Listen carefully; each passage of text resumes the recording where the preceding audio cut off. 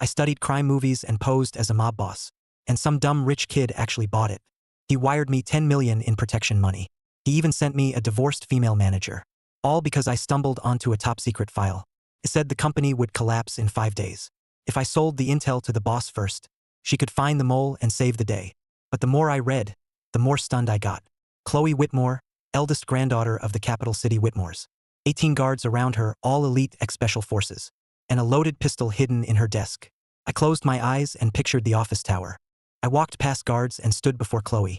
Then she raised a gun at me. Just imagining it made me sweat and go weak. But this was my one shot to change my life. I clenched my fists and came up with a plan. I'd sell the intel to Chloe as an information broker. The key was staying mysterious. So I played the Godfather on my laptop. I studied the Don's face, posture, and vibe. Then I bought a few replica guns online. A mystery broker should have a darker group behind him. So I built myself as a man who'd faced death. A cold killer with blood on his hands. And the key was the eyes. So I pointed the gun at myself in the mirror. My face went still. My eyes went cold. As the muzzle moved toward my forehead, the calm and immersion kept building. Felt like a real gun was on my head. Fear of death made my body shake. For days I watched brutal horror movies. As the gruesome scenes flashed by, my eyes slowly grew colder. Today was the last day.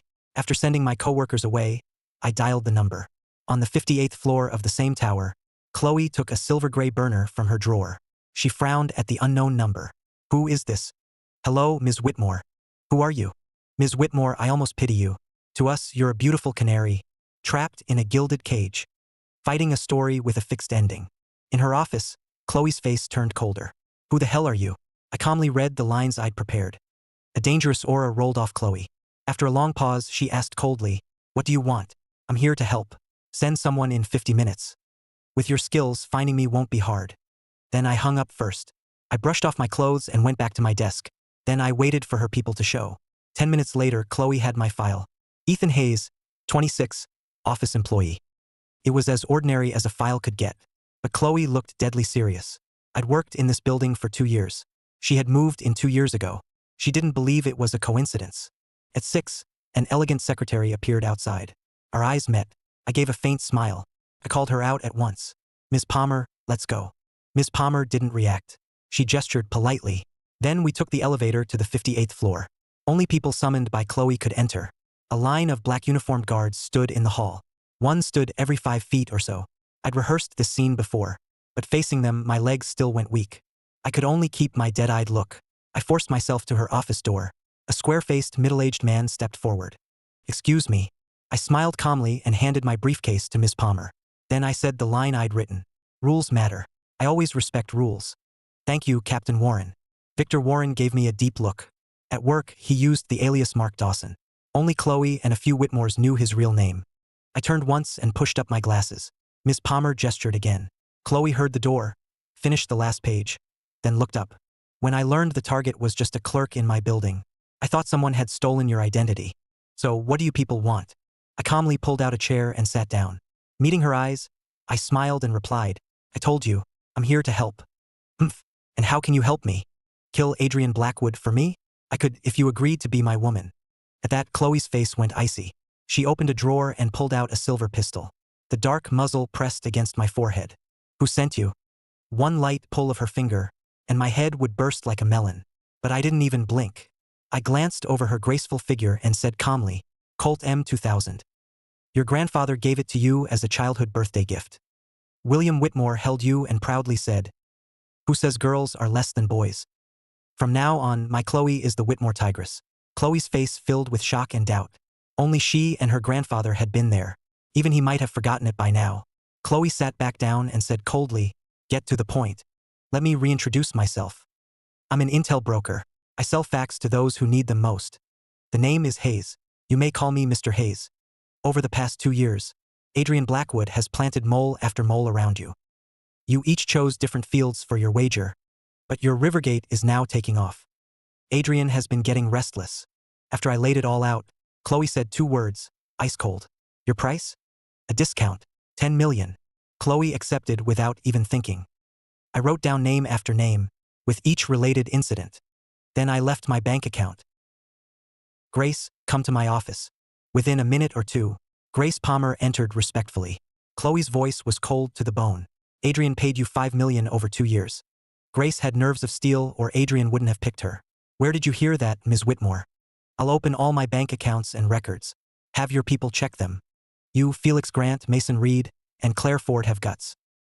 You dared play me for a fool. As each name came out, Grace tried to hide it. Her pupils tightened. Panic flashed for a split second. Chloe caught it. Then a gunshot cracked. I wiped my eye and saw blood on my finger. Grace's lips trembled as she tried to explain. Then she fell backward at my feet. It was my first time seeing a shooting up close. Every hair on my body stood up. I was terrified, but I couldn't show it. My practiced smile stayed on. Chloe looked utterly cold. She put the gun back with ease and said, "Sorry you had to see that, Mr. Hayes. You are the Whitmore Tigress. That decisiveness alone is something few can match." Chloe smiled at that. Then she took another phone and tapped the screen. "Mr. Hayes, your payment has been sent. Pleasure doing business. I won't take more of your time. I'll see you out."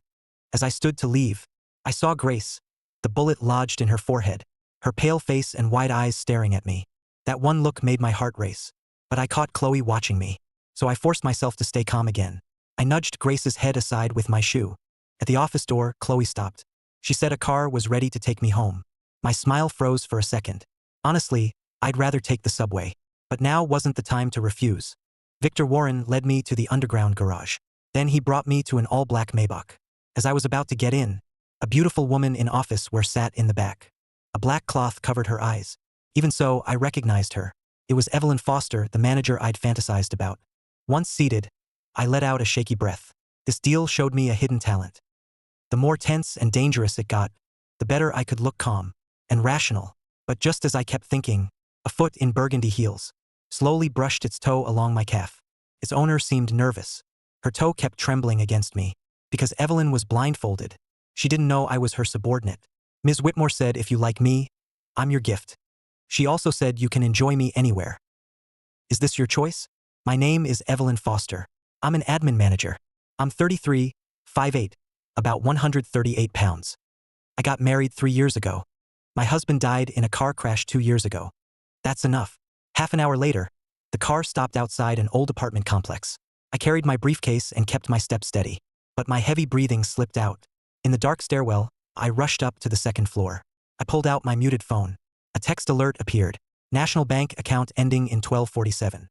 Received a transfer on December 16th at 6:45:61 p.m. Amount credited, 10 million. I counted the digits with my finger. Ones, tens, hundreds, thousands. 10 million. My face flushed. I swallowed hard.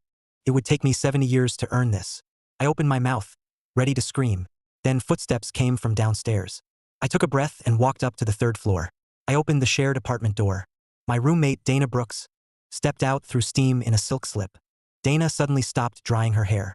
She teased me like this all the time. Usually I'd blush and look away. Then I'd mumble her name and rush to my room. But today I didn't move, so she looked toward the doorway. My burning eyes were fixed on her. She didn't feel offended. Instead, her red lips curved playfully. "Kiddo, am I pretty? Dana, you once said you wanted to be a tycoon's mistress. So how much would make you mine? For other men, at least $1 billion. But for you, kiddo, I think 100 million is enough. Work hard, kiddo." How did I say that? Was that really me? I've been a proper, honest guy since childhood. But after that 10 million hit, ambition and desire broke through reason. Looking at myself in the mirror, fear flooded my mind. I looked down and saw Grace's twisted face by my feet. I ripped off my dress shoe and flung it away. But when I looked again, I seemed to see a bloody face begging for help. I kept swallowing. After who knows how long, I stood barefoot, shaking. Then I found a black plastic bag. With 2 fingers, I grabbed the shoe heel. I buried it in kitchen waste and threw it out. Then I took a hot shower right away. Only then did the fear slowly fade. Meanwhile, in Chloe's office, Victor Warren brought back items from Grace's apartment. Chloe opened the evidence bag. She glanced at it, then pinned it under her palm. Find a shadow to replace Grace Palmer. I'll give her a reasonable excuse. For a business trip during the year-end sale. Also form a team to assist the shadow. Handle all of Grace's social contacts for the next month. After learning every mole around her, Chloe made a wildly bold decision. She would play along with Adrian's plan. Let him heat up public opinion, then use that heat for a classic comeback. That was Chloe Whitmore's courage. Victor straightened and nodded solemnly. Chloe tapped her fingers on the desk. What do you think of Mr. Hayes? Before Mr. Hayes entered your office, I performed a routine check. I sensed a bit of tension in him. Chloe immediately reviewed the footage frame by frame. After 2.5 minutes, she made a bold call. She believed my occasional tension was likely left for the cameras on purpose. Interesting. Very interesting. I had just showered and returned to my room. Another confidential file had appeared by the bookcase. One glance nearly made me pee myself, so I immediately played Infernal Affairs. I copied how the boss ate his boxed meal in the park. Then I went to the library for actor training books, including major works on performance craft. I took notes while picturing The Godfather. After a full night of prep, I went to work as usual the next day. But just as I reached the office tower, I saw Evelyn Foster, who had served me in the car last night. Co-workers were crowding around to congratulate her. She'd been promoted from admin manager to director. One look was enough. This was Chloe's reward for serving me. Evelyn walked into the lobby, pretending to stay calm, but last night's scene kept echoing in her mind. Though blindfolded, she hadn't seen his face, but she was sure he was young. And just as I reached my desk and sat down, my manager suddenly appeared outside the office. My eyes tightened. My eyelids started twitching. As I wondered how to handle it, my buddy Brock patted my shoulder. "Come on. Why are you frozen?" Soon, we took the elevator to the 48th floor. I nodded and followed Brock, trying to dodge the cameras. But the camera above us suddenly turned. My blood ran hot in an instant. Grace's death flashed before my eyes again. I wanted to avoid it, but my legs froze. By then, the camera had turned right at me. I forced myself to stay steady. I raised my chin, smiled, and looked into the lens. With a faint smile, I said, "We meet again." Chloe watched the feed, tapping the desk. A trace of doubt crossed her cool eyes. She saw too many contradictions in me. A killer and a lamb shouldn't exist in one man. By then, I was outside Evelyn Foster's office.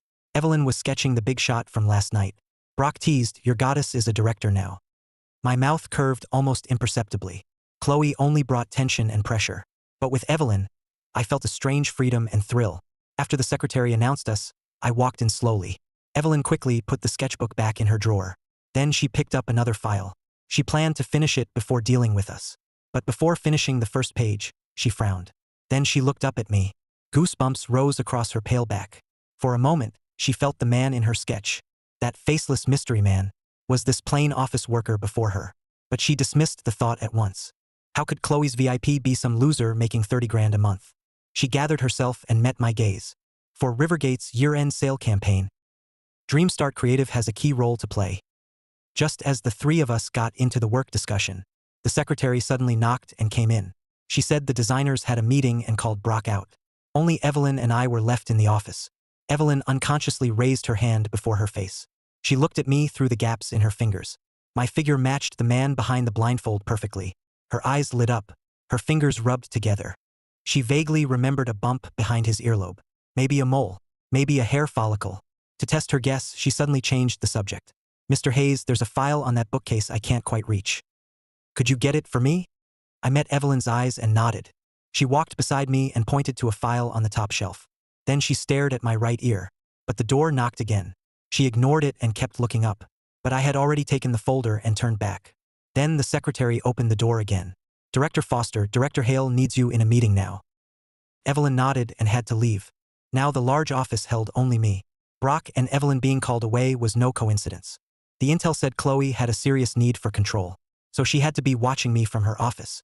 And the most obvious spot was straight ahead. So I looked forward and smiled faintly. Chloe watched me on the screen. Then she zoomed in at once. Even the words in my notes were clear. They were design requirements and professional sketches.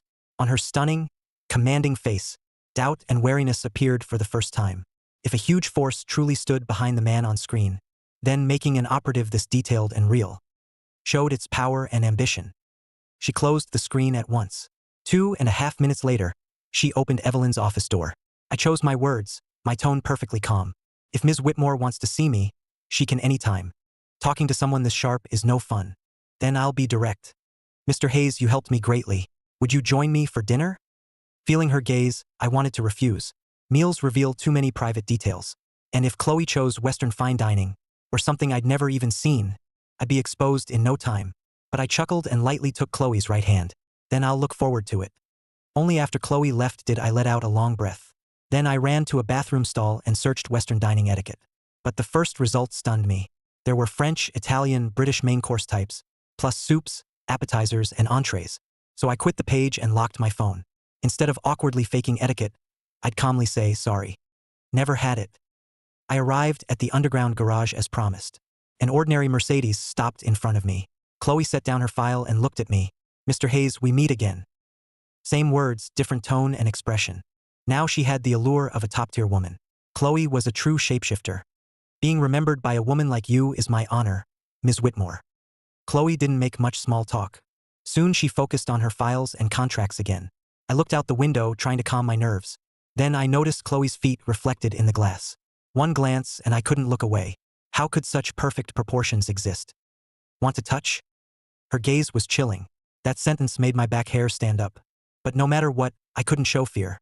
If I may. Chloe smiled, parted her red lips, and extended her right foot. Somehow, I actually reached toward her calf. Her smile stayed, but her eyes grew colder. Her left hand dropped beside the armrest. The intel said another pistol was hidden there. If I truly touched her, she'd shoot me without hesitation. So I pulled back with regret. Another time. About 20 minutes later, the car stopped before a classical building. Mr. Hayes, after you. The restaurant sign was in French I couldn't read. Damn it, what tone should I use? To say I've never had Western food? Chloe took the champagne and poured me a glass. Then she lifted her own glass. Looking at the beauty before me, I felt nervous and thrilled. Our glasses clinked. Chloe took a sip and said softly, this Dom Perignon Rose Gold was from the 1996 batch. Only 35 bottles were made. Then drinking it would be wasted on me. Of course, Chloe saw right through it. So she asked, testing me, so you don't eat Western food often, Mr. Hayes? My position doesn't let me visit places like this often. No wonder you can go this far. No wonder even my deep background check found no flaw at all. For the next few minutes, the mood eased. I thought I could bluff my way through dinner. Then Chloe suddenly asked the killer question. Mr. Hayes, your circle is so mysterious. Even my grandfather barely speaks of you. Could you share a little? Circle? What damn circle? Facing Chloe's piercing stare, my mind raced through the two files. After a moment, I forced a smile. I bit the bullet. It's a place sunlight never reaches. Chloe's devouring eyes locked on me. Then she repeated it. A place sunlight never reaches. Every hair on me stood up. So before the next dessert arrived, I made an excuse and rushed to the restroom. I wiped off my sweat with tissues. Judging by Chloe's reaction, she likely thought I was only a puppet. The real controller behind me had yet to appear. 5 minutes later, I returned to the table calmly. Given the situation, this was the best move. When questioned, never try to explain. After dessert, Chloe dropped me at my complex. I watched the Mercedes leave, then entered the building. How's the investigation? Mr. Hayes's records show no issues. But in sophomore year, he became unusually excited for a while. If an organization recruited him, it was likely during that period. Hearing that, Chloe closed her eyes. Every frame of seeing me flashed through her mind. Only after a long while did she make a judgment. As soon as I got back to my rental, I eagerly pulled the two files from behind the bookcase. Chloe's company showed no changes. No one cared Grace was gone. The other moles were still at their posts. Reading the intel, my pupils tightened. This woman actually planned to play along. Let Adrian smear Rivergate first, then flip it when the heat peaked online. Under normal circumstances, Chloe could win. But sadly, she was doomed to fail.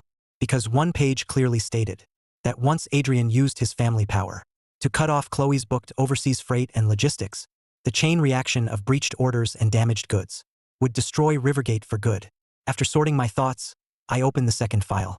Silas Mercer, founder of Harborview Shipping and third branch boss of Canal Gate, launched a survival pit plan at age 54. 200 orphans. Food for only 10 each day. To survive, the children began killing each other. One child who survived was Derek Shaw. Silas adopted him and made him his sharpest blade. For decades, Derek bled and fought for him. But Derek never dreamed that the foster father he trusted most was the mastermind behind his wife and child's murder. At that point, I suddenly grew excited.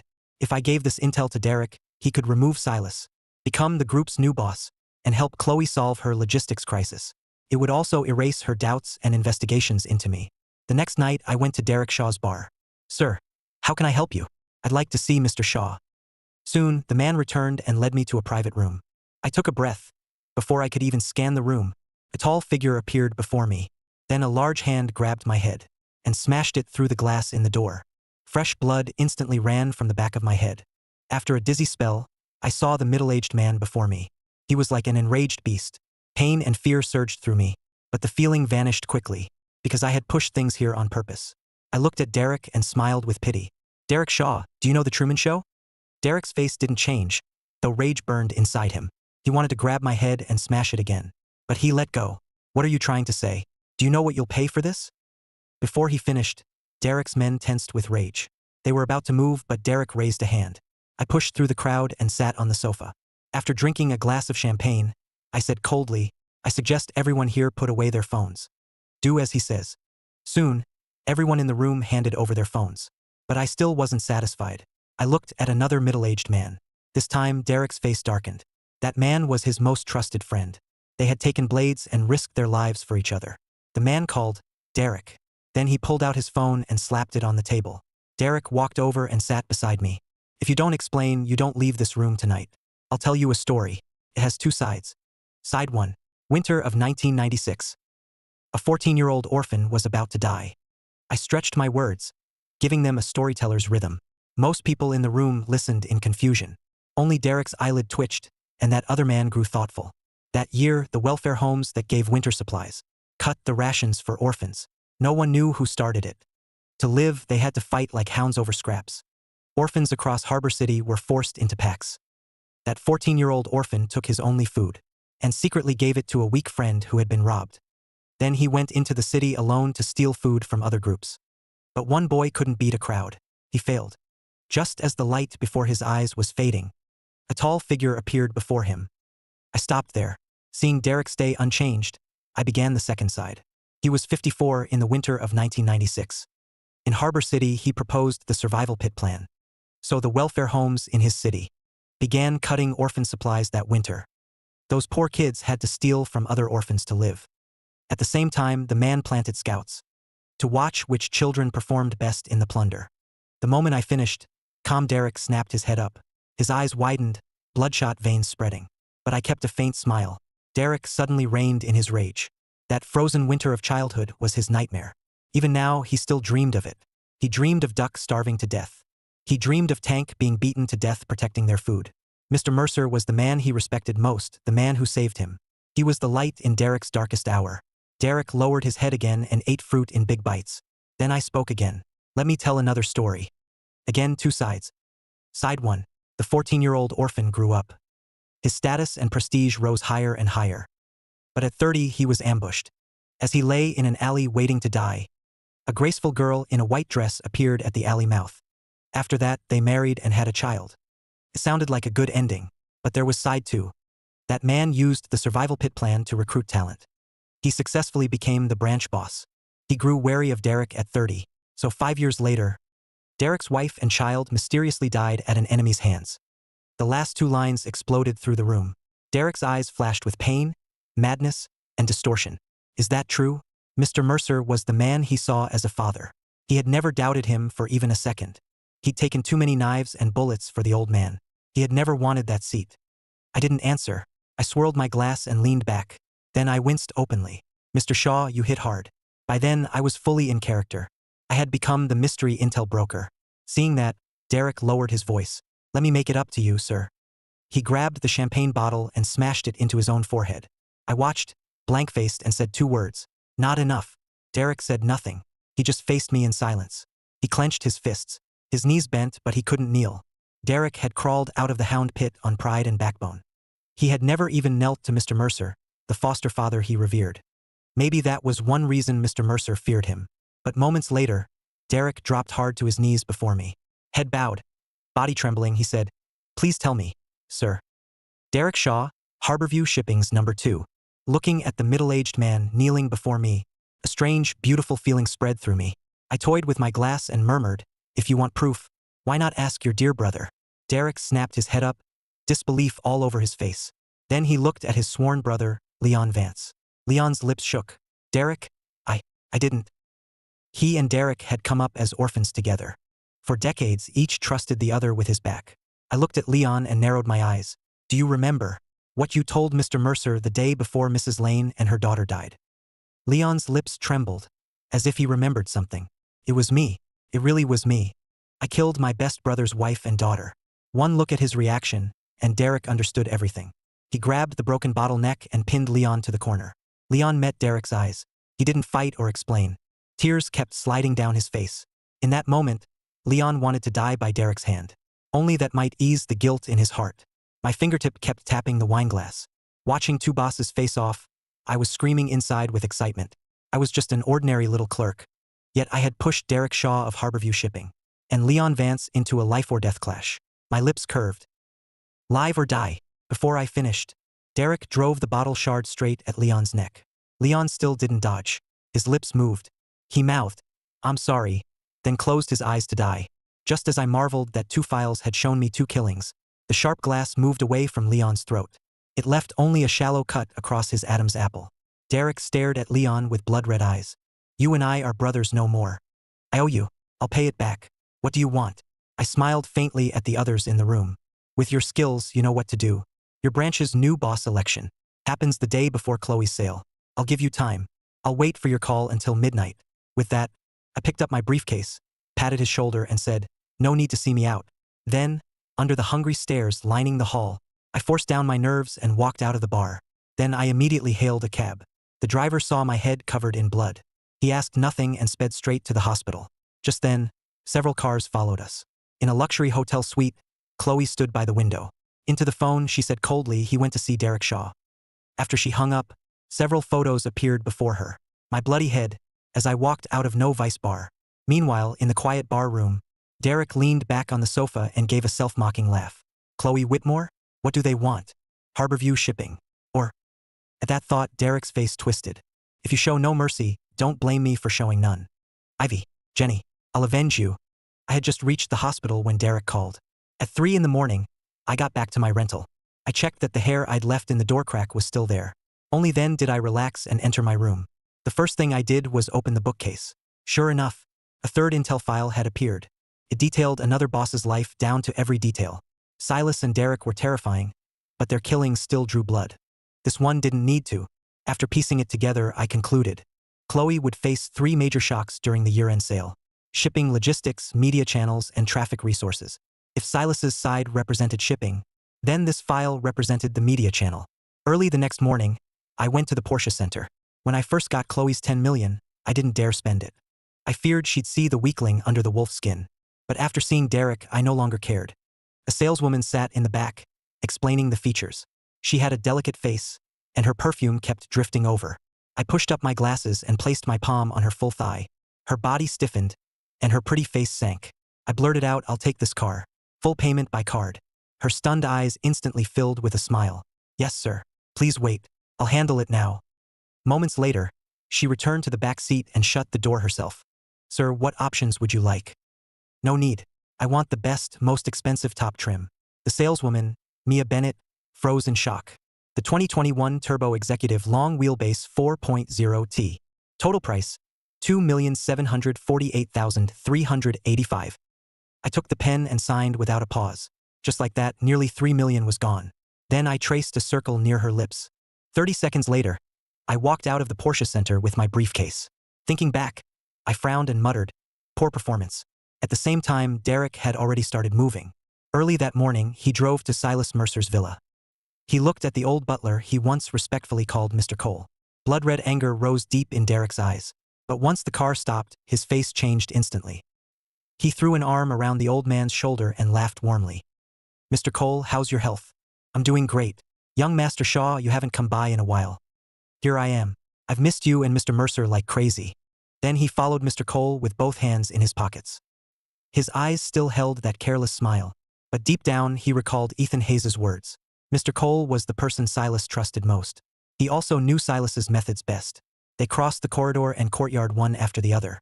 Derek glanced over the black-clad guards and said casually, "The old man is still scared of death." As he entered the Chinese garden, before he got close, he heard a string of bell-like laughter. Mr. Mercer lay in a lounge chair. A refined, middle-aged man in gold-rimmed glasses poured tea for him. In a nearby corner, Silas's little grandson played by the flower bed. An elegant woman stood beside him. Her eyes never left her son. Derek watched the warm family scene before him. Seeing Derek's respectful smile, Silas's expression suddenly shifted. He said hoarsely, "Julia, take Zane away first." But Derek suddenly strode into the garden. He spread his arms and lifted little Zane over his head. "You've gotten heavy, little guy. Soon you'll be a big guy. The instant he picked up the child, the old man, usually steady as a mountain, tensed up. The refined, middle-aged man reacted the least. He calmly watched Derek hold his son. Julia was the most nervous, arms already out.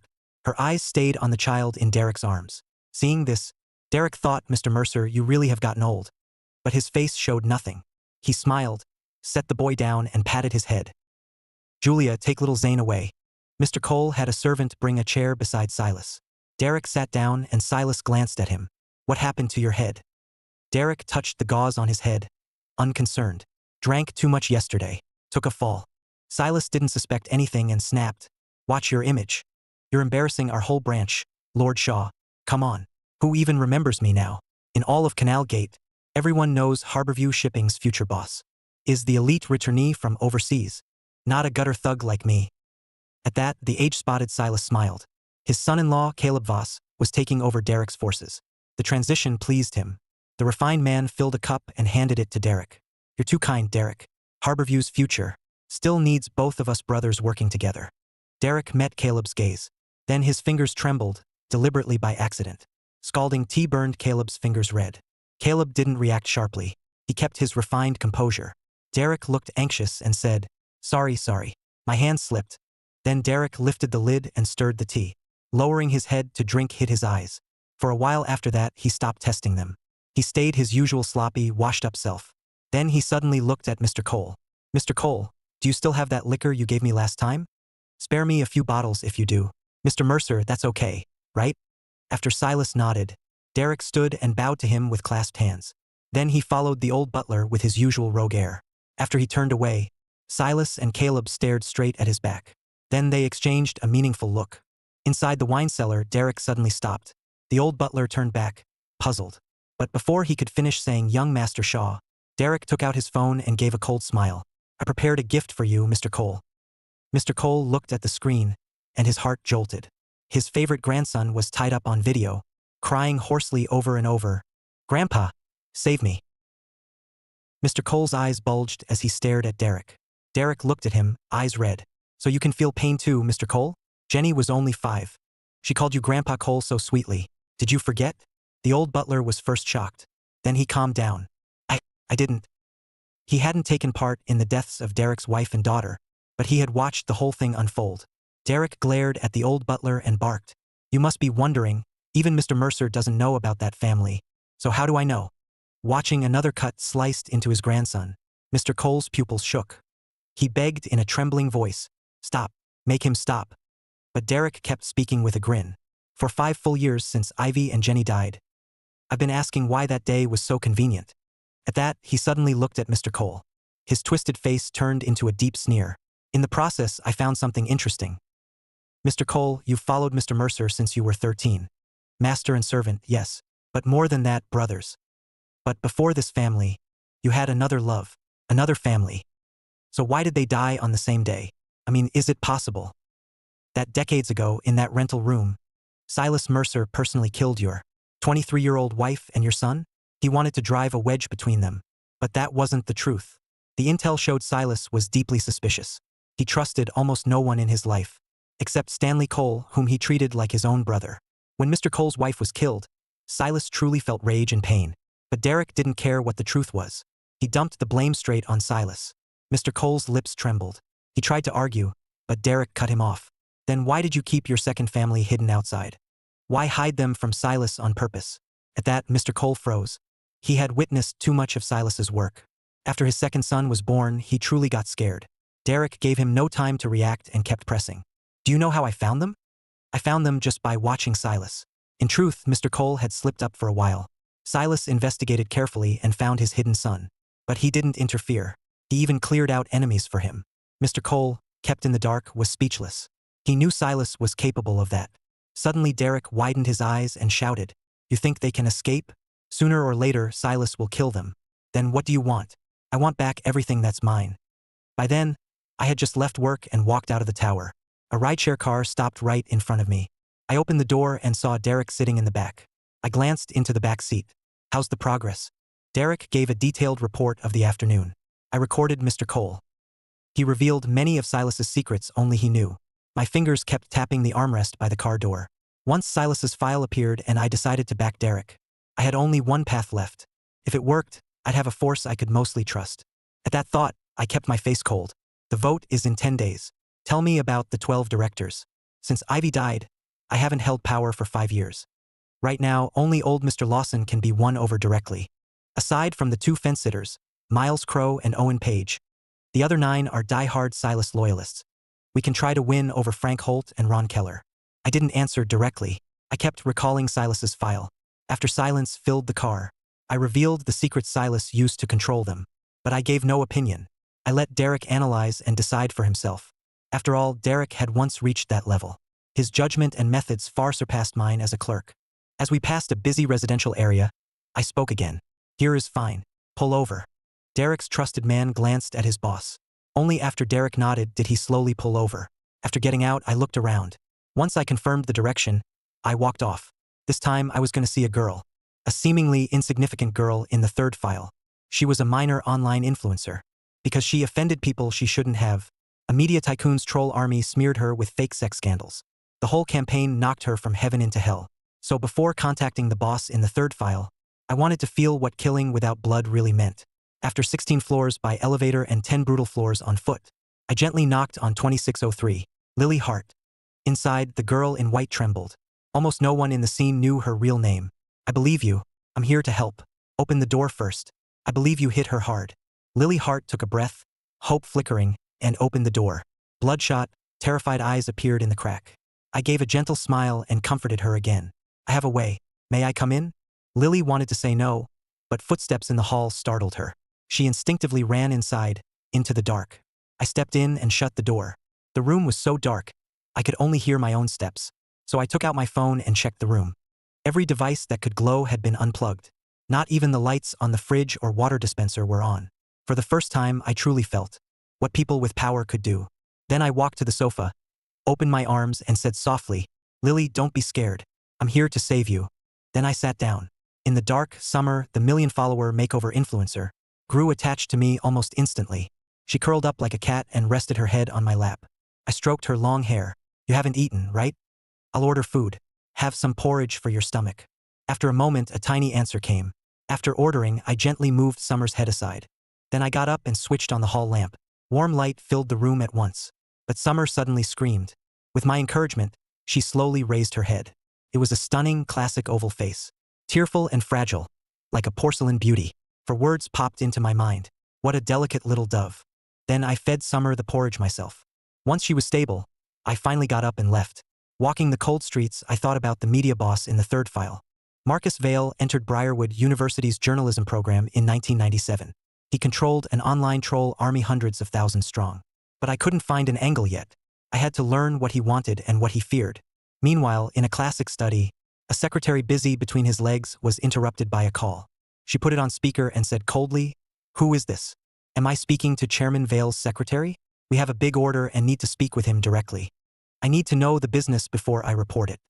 But the slick, middle-aged man revealed nothing. At Marcus Vail's signal, the secretary kept negotiating. Only then did he say his boss would video call Vail himself.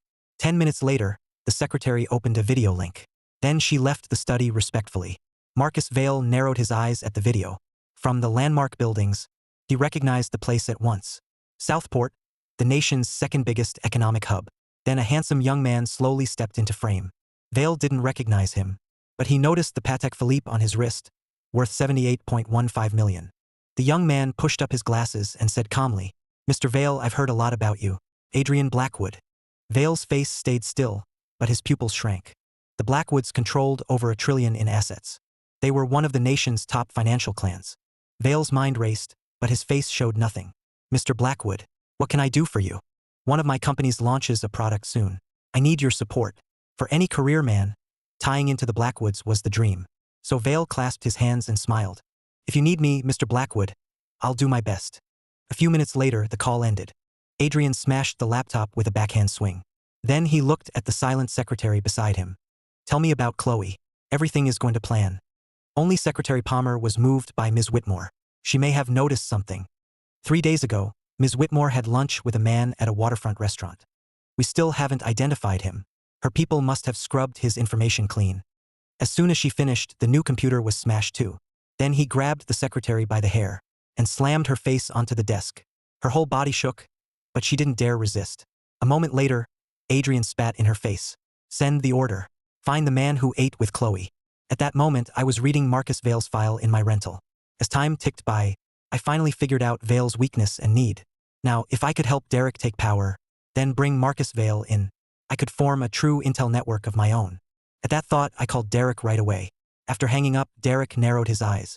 Then he left the bar with 2 trusted men.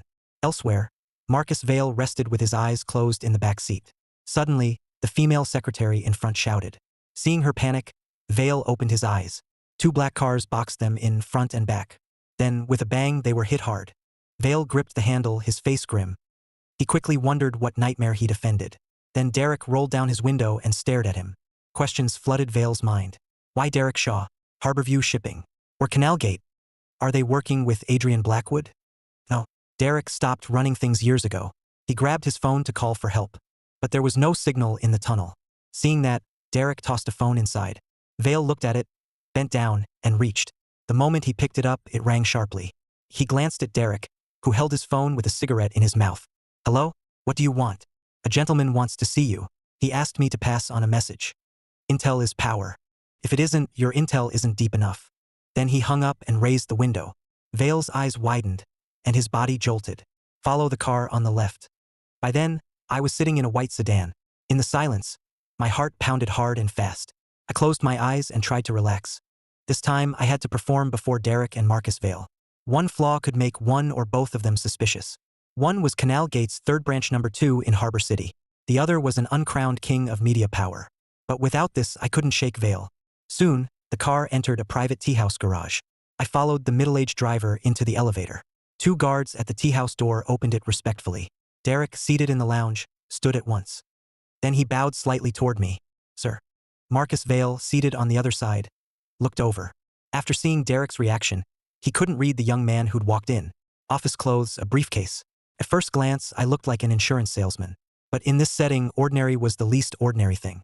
So Vale quickly spoke with respect. But they didn't know that when both gazes landed on me, I was terrified inside. But I had to stay in character. Before reaching the sofa, I smiled and gestured. Sit, both of you. When do we start? Derek answered respectfully. Once this is handled, the timing should be right. Vale watched us. He planned to stay still and adapt. I took my eyes off Derek and turned to Vale. My smile instantly turned cold and accusing. Vale's heart sank. I stared at him coldly without speaking. The hair on his arms stood up. Then I suddenly spoke in a gentle voice. You people have guts. Is there some misunderstanding? My little sister was nearly killed by your troll army. Vale's mind went blank. May I ask who she is?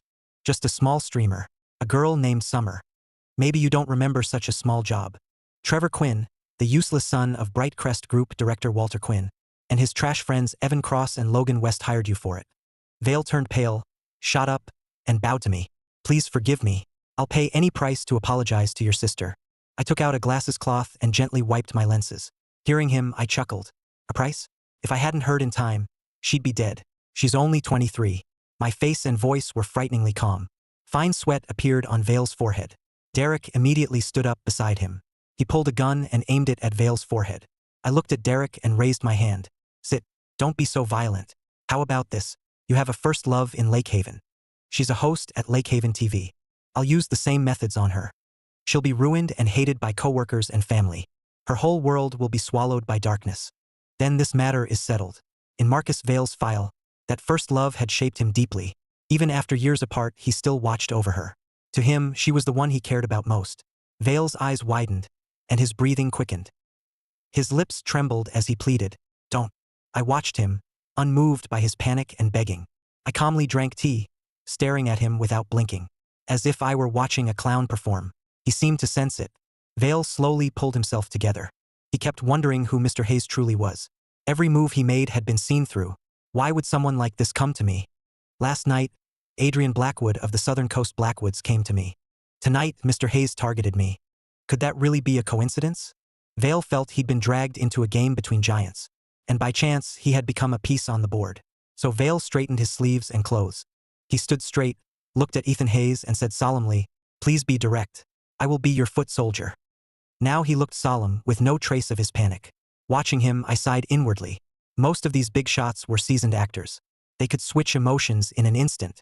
If I hadn't trusted the file, he might have fooled me. I smiled and pointed at Derek. Do you know him? Lord Shaw's name precedes him. Can Harborview Shipping, or Canalgate, protect you? Vale paused at once. Harborview alone couldn't protect him. But Canalgate wasn't true top-tier power, nor was it low-level in elite circles. For Vale and his new media network, it was just right. If it's Canalgate, yes. But then his thoughts turned, and he hesitated. Because everyone in the circle knew. Derek Shaw, Canalgate's third branch number 2, had long been sidelined by Mr. Mercer. So I gave him reassurance at the perfect moment. In just over 10 days, it'll be the 18th. Derek will give you an answer you'll like. Right, Derek?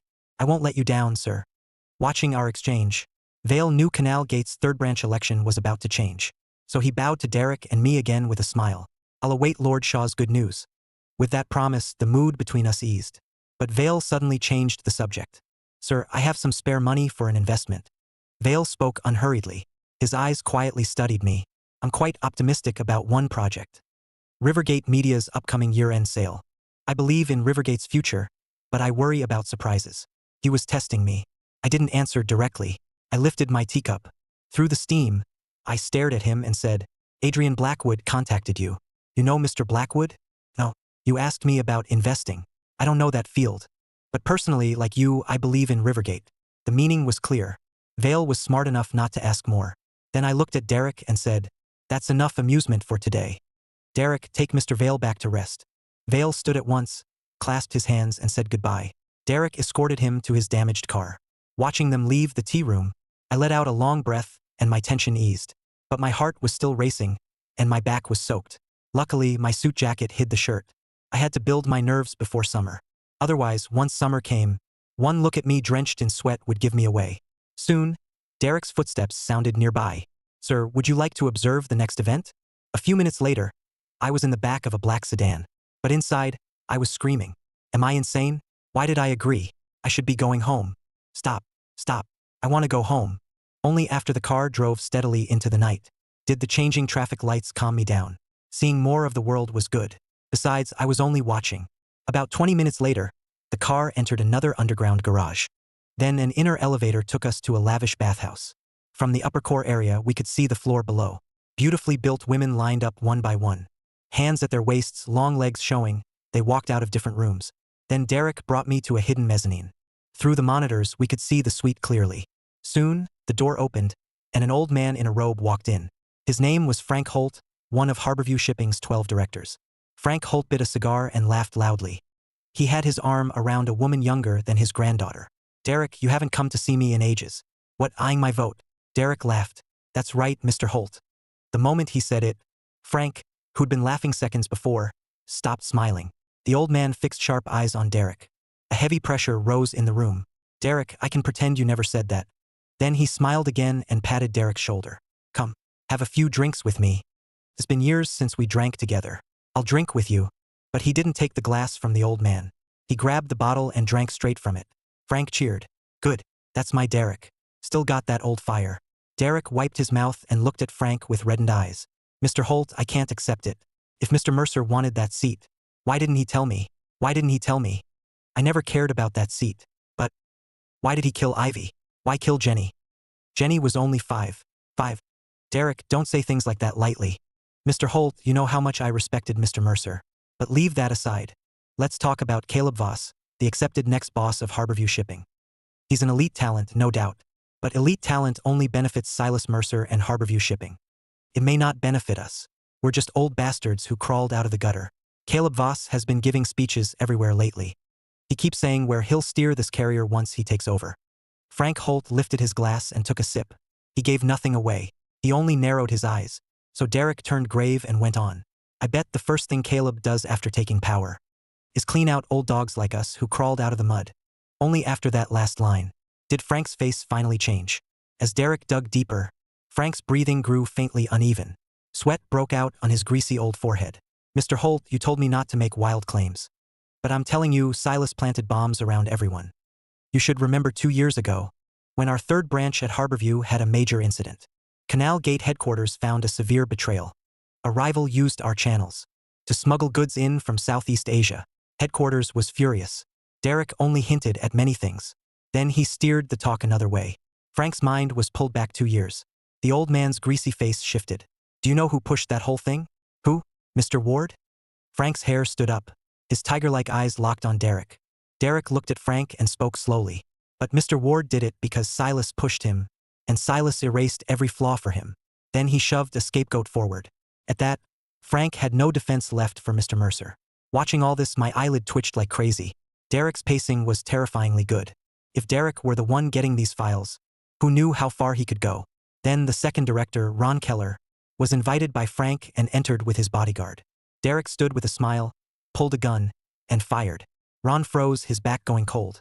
Behind him, the middle-aged guard bled from the forehead. His eyes stayed wide as he dropped to the floor. 7 minutes later, a white Cadillac left Elysium Club. Derek and I sat in the back, calm outside, tense inside. I'd read about Derek's brutality in the file, but seeing it firsthand still shook me. I faked a yawn. Through the mirror, I quietly studied Derek. This man who had lived in a Truman Show. Sat straight, head slightly lowered, expressionless. As if sensing my stare, Derek snapped his head up. His fierce eyes met mine in the mirror. The fierceness faded, replaced by a respectful nod. At last, the car stopped at Ethan's old apartment complex. After I got out and walked a short distance, Derek, still by the door, suddenly called, "Sir, I owe it all to you." All to you. I waved without answering. Then I kept walking into the complex. Back in my room, I lay flat on the bed, arms spread, unmoving. 2 directors were handled now. Rivergate's big sale was getting closer.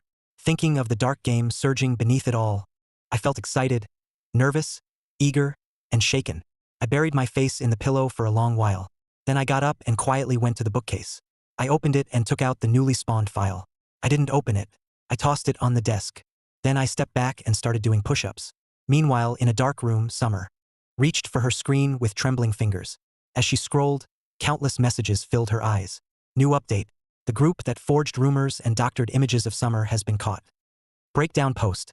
All original clips and images are here. I knew Summer wasn't that kind of girl. Those pictures looked fake from the start. I'm sorry. I'm sorry. I'm sorry. Too many influencers have been exposed lately. Anyway, this is all my fault. Apology comments flooded in.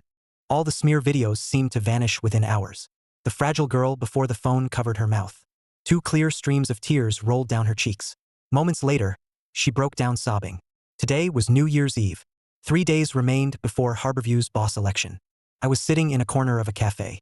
Soon, a curly-haired older woman came in. When she saw me, her face lit up. "Ethan, you got rich lately? $3.5 million, just like that." She hadn't planned to sell her old place, but my offer was $500,000 above market. Mrs. Parker took out the contract to sign. Then she paused and asked suspiciously, "Ethan, you didn't hear something, did you? Tell me, is that area getting redeveloped? Or is the nearby school becoming a top district?" Mrs. Parker, my roommate Dana Brooks. You know her, right? Got it, got it. You young guys spend big chasing girls now. After signing and getting paid, she hurried off. I looked back at the purchase contract. A strange feeling rose in me. Mom, Dad, I bought a home. I lost my home back in college. My parents died in an accident. I remember Mom holding my hand at the end. Tears kept rolling from her eyes. I knew they couldn't let go. Then I gathered myself and smiled.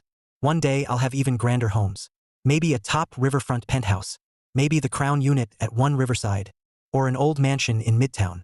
But none may ever feel like this one does. Soon it was the 22nd. Tomorrow was Canal Gate's 3rd branch boss election. And Rivergate's year-end sale was 7 days away. Rivergate sale ads were now everywhere. These days I didn't use the 4th file. I only kept studying the updates in the old files. I had just walked into the office when Brock's voice came from behind. "Ethan, come with me to Rivergate for the final work report. Then we can relax and wait for the holidays." I nodded and answered calmly. But this time I didn't see Chloe.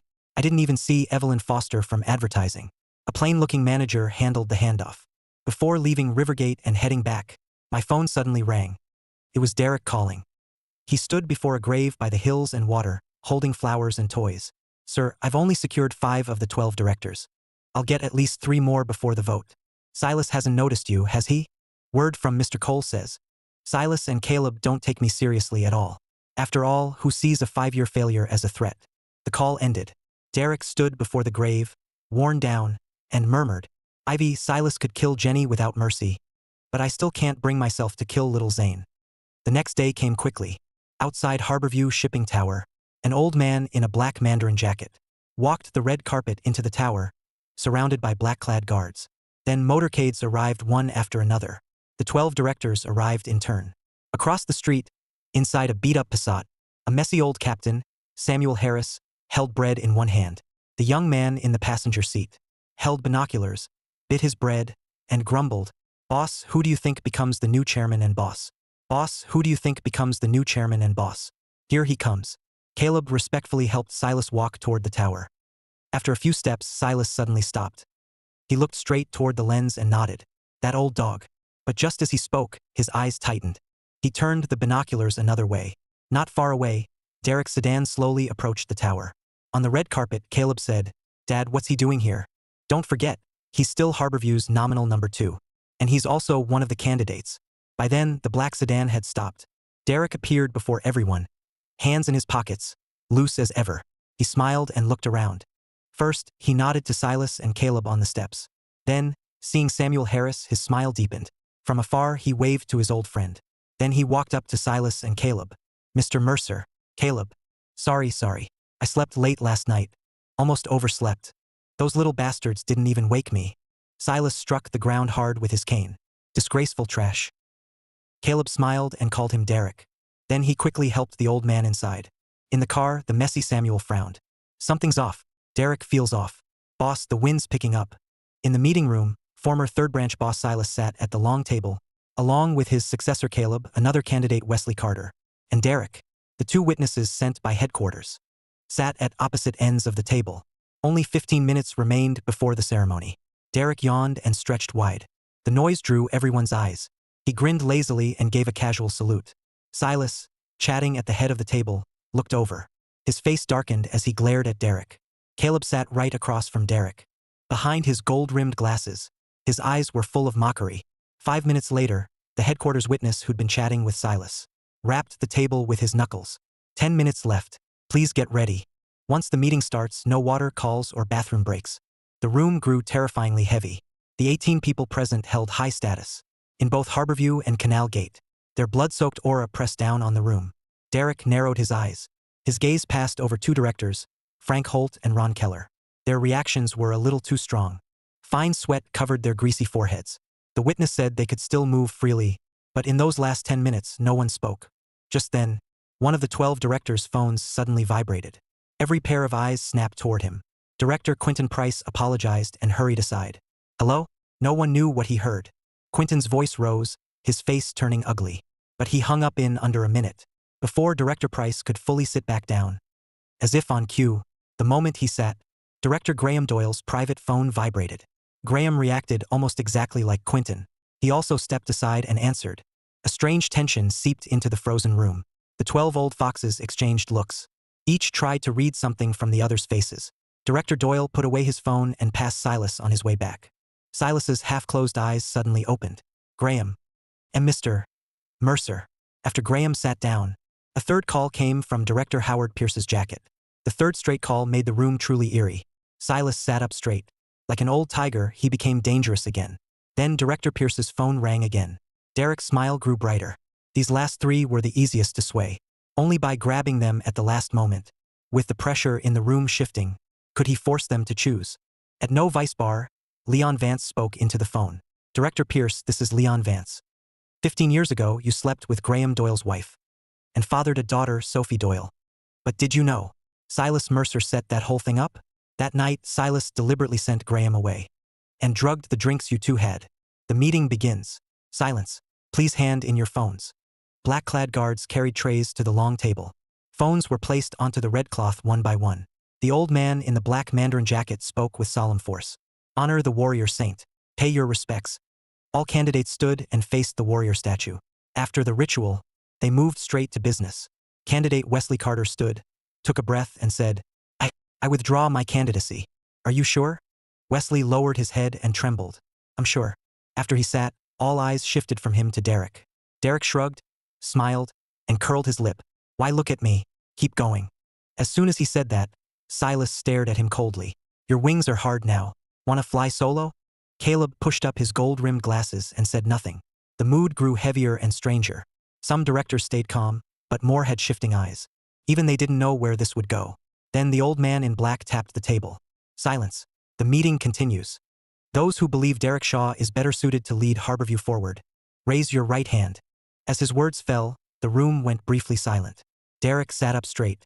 Silas looked between the directors in shock. Then old Mr. Lawson raised his right hand and said, Derek Shaw. Silas and Caleb weren't surprised by Lawson's choice. They gave him one deep look, then looked away. Frank's old face flushed as he also raised his hand. To Derek Shaw. Derek Shaw. The voices made Silas's eyes go wide. Disbelief filled his face.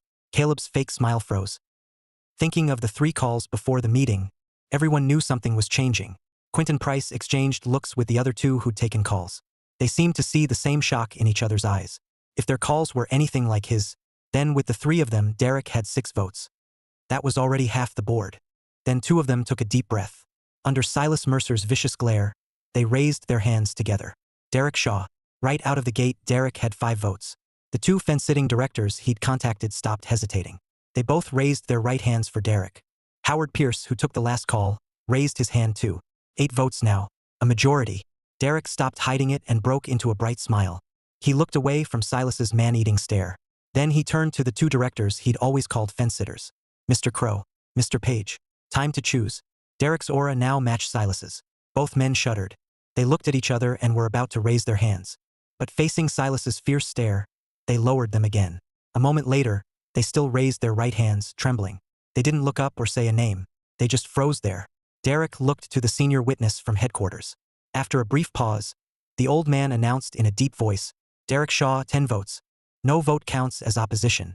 Now, those who believe Caleb Voss should lead Harborview forward, raise your right hand. Caleb Voss, 1 vote. 12 against. Outside the floor-to-ceiling windows, after a flash of lightning, the gloomy sky burst into heavy rain. Silas, dark-faced and leaning on his cane, left with Caleb, surrounded by black-clad guards, and got into the car. Inside the Passat, Samuel Harris gripped his binoculars. Watching the motorcades leave, he frowned and said, Something happened. Something big. Move. Have the team find out what happened in that room. Derek's whole 5-year decline was just an act for Silas. You old bastard. So this day finally came. His words cut off. The smile on his face froze. He'd wanted to gloat over his old rival. But thinking of Derek's 5-year patience, the smile vanished. He had fought Silas his whole life. He knew exactly how hard that old bastard was to beat. I was staring out the window when my phone rang. Okay, I understand. Meanwhile, in a modern Harbor City office, Marcus Vale, the media boss of the gray publicity world, murmured, It really was Derek. He didn't stay shocked long. He quickly hid every emotion. Mr. Blackwood, I'm sorry. Something came up. I really can't help you. After Derek hung up with the headquarters elder, he looked at the rain and dark clouds outside, smiling. But his eyes still weren't relaxed. I stood by the window, looking at the city under the rain. I thought back to my last talk with Derek. What kind of force could dig up all of this? Elsewhere, Derek strode toward another meeting room. Then his steps suddenly stopped. He glanced at the crowd around him. His heart suddenly clenched, his scalp tingling. Now that he had taken the seat, he feared that young man, in office clothes carrying a briefcase, who looked like an ordinary clerk in every move. He hadn't won because his methods surpassed Silas's. He had won because that man played the board from God's view. Derek stood before the meeting room. A woman in black-rimmed glasses rushed in and said, Everyone, stand. As Derek walked in, everyone called out, Chairman Shaw. Derek raised a hand and sat at the head. He casually listened to the group manager speak. At the same time, at 9 Courts Estate in Harbor City's East District, Mr. Cole, the butler who hadn't followed Silas due to illness, lay in a recliner with his eyes closed, humming old opera. After some time, Mr. Cole suddenly opened his eyes. Then he picked up the red phone. It was a number only Silas should have known. After 2 beeps, This is Stanley Cole. Something happened. Derek's decline was fake.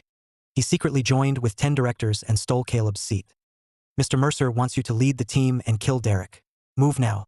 Before moving, have everyone surrender all comms, including yours. Mr. Mercer suspects you also have a mole. Also, to keep headquarters from stopping this during the operation, do not answer any call, even from Mr. Mercer or me. After a pause, the voice said coldly, Understood. He had no reason to doubt Mr. Cole. For one, only Mr. Mercer should know his number. For another, everyone knew Mr. Cole's loyalty to Silas. After hanging up, Mr. Cole dialed a second number. In the car, Silas suddenly growled at Caleb. Why panic? One last lesson. Only the living can be bosses. Once you're dead, it's all over. He had built this for a lifetime. A single vote couldn't strip away his power. As long as Derek died, Caleb could still take over. He picked up an old burner. It connected to his most elite force. Every one of them had special forces level skills. Silas was shocked inside, but his face showed nothing. He hung up and called again. Still no answer. He tried another number. No answer. Silas's face changed. His proudest strike team had gone dark. Silas gripped the phone and called his other men. It's fine. It has to be fine. For the first time in decades of scheming, he felt real fear. By then, I had just gotten off work and was eating Southeast Asian food with my coworker Jenna Collins. Suddenly, my phone vibrated. I picked it up, left the restaurant, and dropped my smile. Then I opened the link on the screen. Derek's first-person view appeared before me. A dusty van blocked the underground garage exit. Black-clad guards surrounded Derek. Derek narrowed his eyes at a figure in the distance. He pulled out a cigarette and lit it. At the same time, dull gunshots rang out. The middle-aged man in the black jacket wasn't tall, but his arms were long, and his palms were wide. The instant the guards fired, he pushed off and blurred sideways. He pressed close to a sedan, ducking and weaving like a ghost, using cars as cover. His long arms drove his body forward like iron whips. Then he ripped off a car door with one slap and used it as a shield. Bullets hammered the door like rain. The man charged at Derek through the gunfire. Derek's eyelid twitched at the sight. He knew how insane these traditional martial arts freaks could be. But that circle hid deep, mostly kept by major families. As the man tore off another door and charged with it, he didn't notice the black cars behind him. Men rose one after another, gun barrels poking out from every angle. Without a pause, bullets tore in from all sides. No matter how strong martial arts were, they trained the body. They could turn one point of force into 10. They could sharpen the body and mind. They could spot a muzzle before the trigger was pulled. But they weren't gods. Watching the bloody, twitching body on screen, Ethan started gasping. What kind of power did the elites in this world truly hold? Derek also let out a breath and narrowed his eyes. He glanced at the man only a few steps away. Let's go. The black sedan drove into the rainy night. Tonight, where ordinary people couldn't see, the purge against Silas was underway. Under absolute intel power, this was a dimensional strike. The convoy reached 9 courts. In the courtyard, old Mr. Cole answered the phone. Sir, Derek is here. Silas's eyes darkened. He raised his head. His gaze swept over Stanley Cole, Julia, Little Zane, and Caleb. Hands in his pockets, Derek entered the familiar Chinese garden. Uncle Derek. The little boy felt none of the adult tension and called out happily. His small legs kicked forward as he ran to him. The moment he moved, every adult behind him changed color. Miss Uncle Derek? I did. Ha, little guy. Did you get chubbier again? Derek lifted the boy and spun him around. Mr. Cole. Silas ignored him. Derek set the child down and looked at the gentle woman, tense and pleading. Julia, take little Zane away. Mr. Mercer and I need to talk. Why do this? I treated you well. 26 years ago, if not for me, you would have frozen to death beside some nameless dumpster. 26 years ago. Derek pulled out a cigarette and lit it. He took a deep drag, narrowed his eyes and sneered. The survival pit plan? Mr. Mercer, how could you do it? Jenny loved you so much. She'd dive into your arms and touch your stubble with her tiny hands. Sometimes she'd try to tug your beard, then let go before it hurt. She'd nuzzle you with her forehead. The last hope in Silas's heart died. He slowly closed his eyes. Caleb sat to the side. Mr. Cole stood beside the old man. The air went still. I have one more question. He opened his eyes and looked at Derek, his voice hoarse. Today is too strange. He still couldn't understand how Derek had done it. I just told them what you did to them. I intercepted your contact route to your team in advance. Then I led them into the area I set up. One fire wiped them out. As for Malcolm Graves, the Peguaquan expert, his kung fu was real. It took over a dozen guns to kill him. But before he could finish, Stanley Cole clenched his fists. His old body shook as he shouted, Silas! Silas looked at Stanley and seemed to understand. But he couldn't believe it. He had trusted no one in his life, except this brother. 50 years ago, did you kill Lily and Will? Silas was first stunned. Then his eyes widened as he turned to Derek. Mr. Cole, I'm sorry. I lied to you. You were the only one Mr. Mercer ever trusted. He saw you as a real brother. Derek stood, dusted himself off, and apologized to Stanley. Stanley looked struck by lightning and swayed. Silas gasped, then suddenly laughed. A gunshot cracked. Caleb had his hand in his coat, reaching for something. A bullet pierced his forehead. Eyes wide, he fell before Silas. You grew up with Julia. That girl never got involved in our business. Bear her. Bear Zane. Was Ivy involved? Was Jenny involved? Expressionless, Derek took the steel blade from his man. He walked behind the old man and covered his mouth with one hand. With the other, he drew the blade across his throat. The old man still tried to beg for his daughter and grandson. He struggled unwillingly as blood poured from his throat. His body slowly went still. Mr. Cole, go. Lost and hollow, Stanley lowered his head and slammed into the wall. After Julia took the child inside, she came back worried and saw the horror. She covered her mouth and fell to the floor. Julia, don't worry.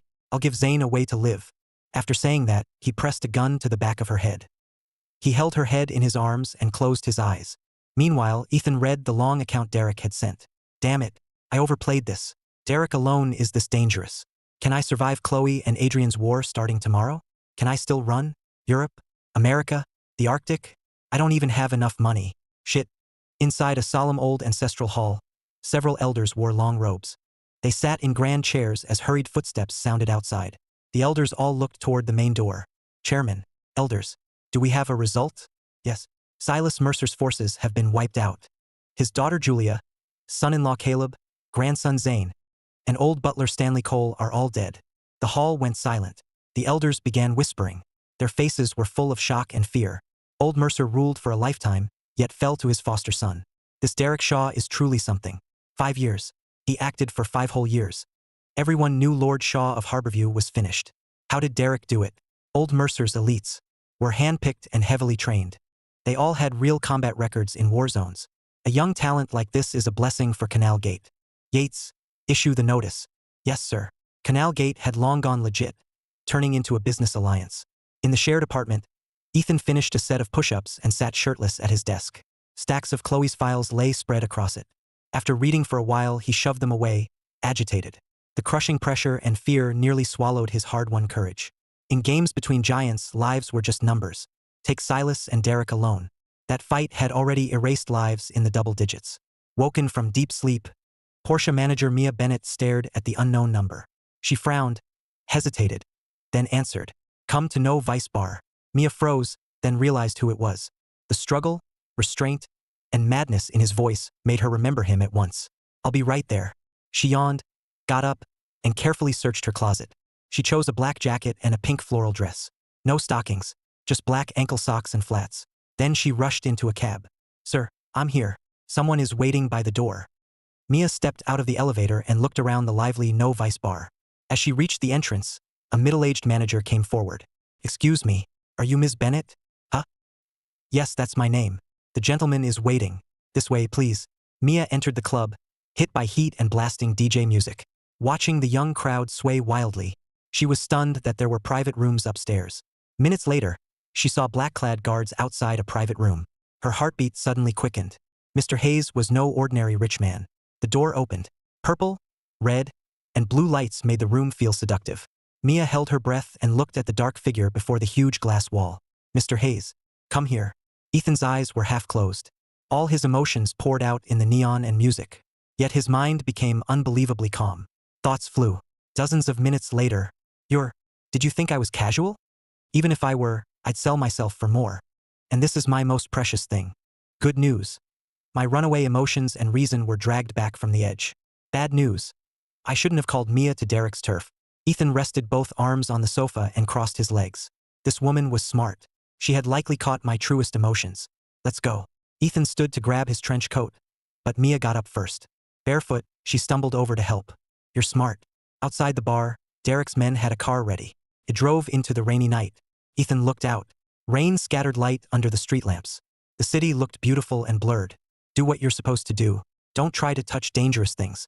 Ethan took out his phone and transferred money to Mia. 500,000. The extra amount was recognition of her status. Mia took out her phone and stared at the long number on screen. Ethan's words echoed in her ears. Passing headlights swept across Ethan's profile. Mia didn't fully understand, but awe rose in her anyway. Pull over by the curb. Mia understood, said goodbye and opened the door. Ethan handed her an umbrella. Mia stood beside the car, watching it disappear into the night. After one night, Ethan woke in his cramped shared apartment. He had just stepped out, when his roommate Dana Brooks rushed out with a bag. The sky finally cleared. Ethan looked up and took a deep breath. He squeezed onto the subway with his briefcase and reached the office tower. Ethan looked up, stunned by the projection on the glass wall. Rivergate sale, 3 days to go. Many people in the plaza were doing the same. Damn, that's how big players do it. Yeah. Brock spotted Ethan in the crowd. He walked over, looked up with him, and they headed back together. When will Adrian Blackwood make his move? At noon, Ethan went to the cafeteria with Brock and Jenna Collins. Ethan, what did you get? Oh, cola wings. Can I trade you my sweet and sour ribs? Sure. The three sat in a corner with their trays.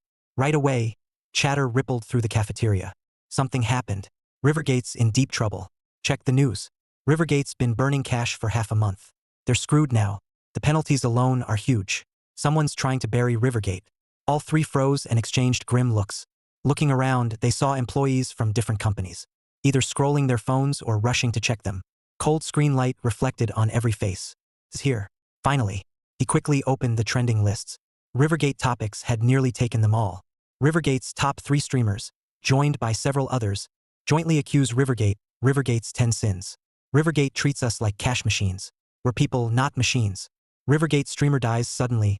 Family gets only 60,000. Rivergate sale spends over 10 million a day on ads. A planned scheme. Led by Rivergate's top influencers, it blew up online instantly. The traffic was so massive it even crashed the platform. Brutal. They're trying to crush Rivergate for good. When we went to Rivergate before, the company and influencers seemed fine. I'm curious. Even if Adrian didn't cheat, were you that sure my intel alone could turn this storm around? They barely ate a few bites. Then the three prepared to head back. Their Rivergate ad project wasn't badly affected. Only a small final payment was left. But their company had taken many sale-related ad jobs lately. If the sale collapsed, most of that money was gone. Ethan walked to the elevator as tense employees hurried past. A heavy, stifling mood was spreading. Rivergate was a top influencer incubator in Harbor City, even nationwide. It was also the first to cash in through livestream commerce. If it worked, finance would get a new unicorn. The elevator arrived, and the three headed to the office. The dark, crushing mood made Brock and Jenna tense too. Even their breathing grew quiet. Ethan sat back at his desk. Terrifying. Compared with Derek and Silas's fight, Chloe and Adrian's clash was truly terrifying. No blades, no bullets. Their battlefield was the invisible web. They blinded millions and guided their thoughts, then used their mouths to shift the tide. Where would this all flow in the end? He was just an ordinary office worker. Even with a cheat that spawned detailed intel, his view still limited his thinking. At first, with only Derek and Marcus Vale's files, plus the unused 4th file, he dared claim he could shape the game and make Chloe beg on her knees. But after seeing this storm of pressure and power, Ethan lost confidence. He even wanted to hide. But he knew he'd picked a side. There was no way back. Under the clear sky after the rain, in Chloe's office at the top of the same tower, fireworks from her 8th birthday bloomed before her eyes. Her grandfather's hearty laugh echoed in her ears. Who says girls are less than boys? From now on, my Chloe is the Whitmore Tigress. This eldest Whitmore princess, a flower of wealth and power, now showed a trace of fatigue on her cold, commanding face. She leaned back in her chair, legs crossed. In this storm stirring tens of billions, she was the one bearing all the pressure. Strong, brilliant, unmatched. But who remembered she was still a woman? Third Secretary Natalie Stone stood before Chloe, feeling her fierce aura. Ms. Whitmore, how's the company? Everyone was already tense. Then a scandal this big broke out.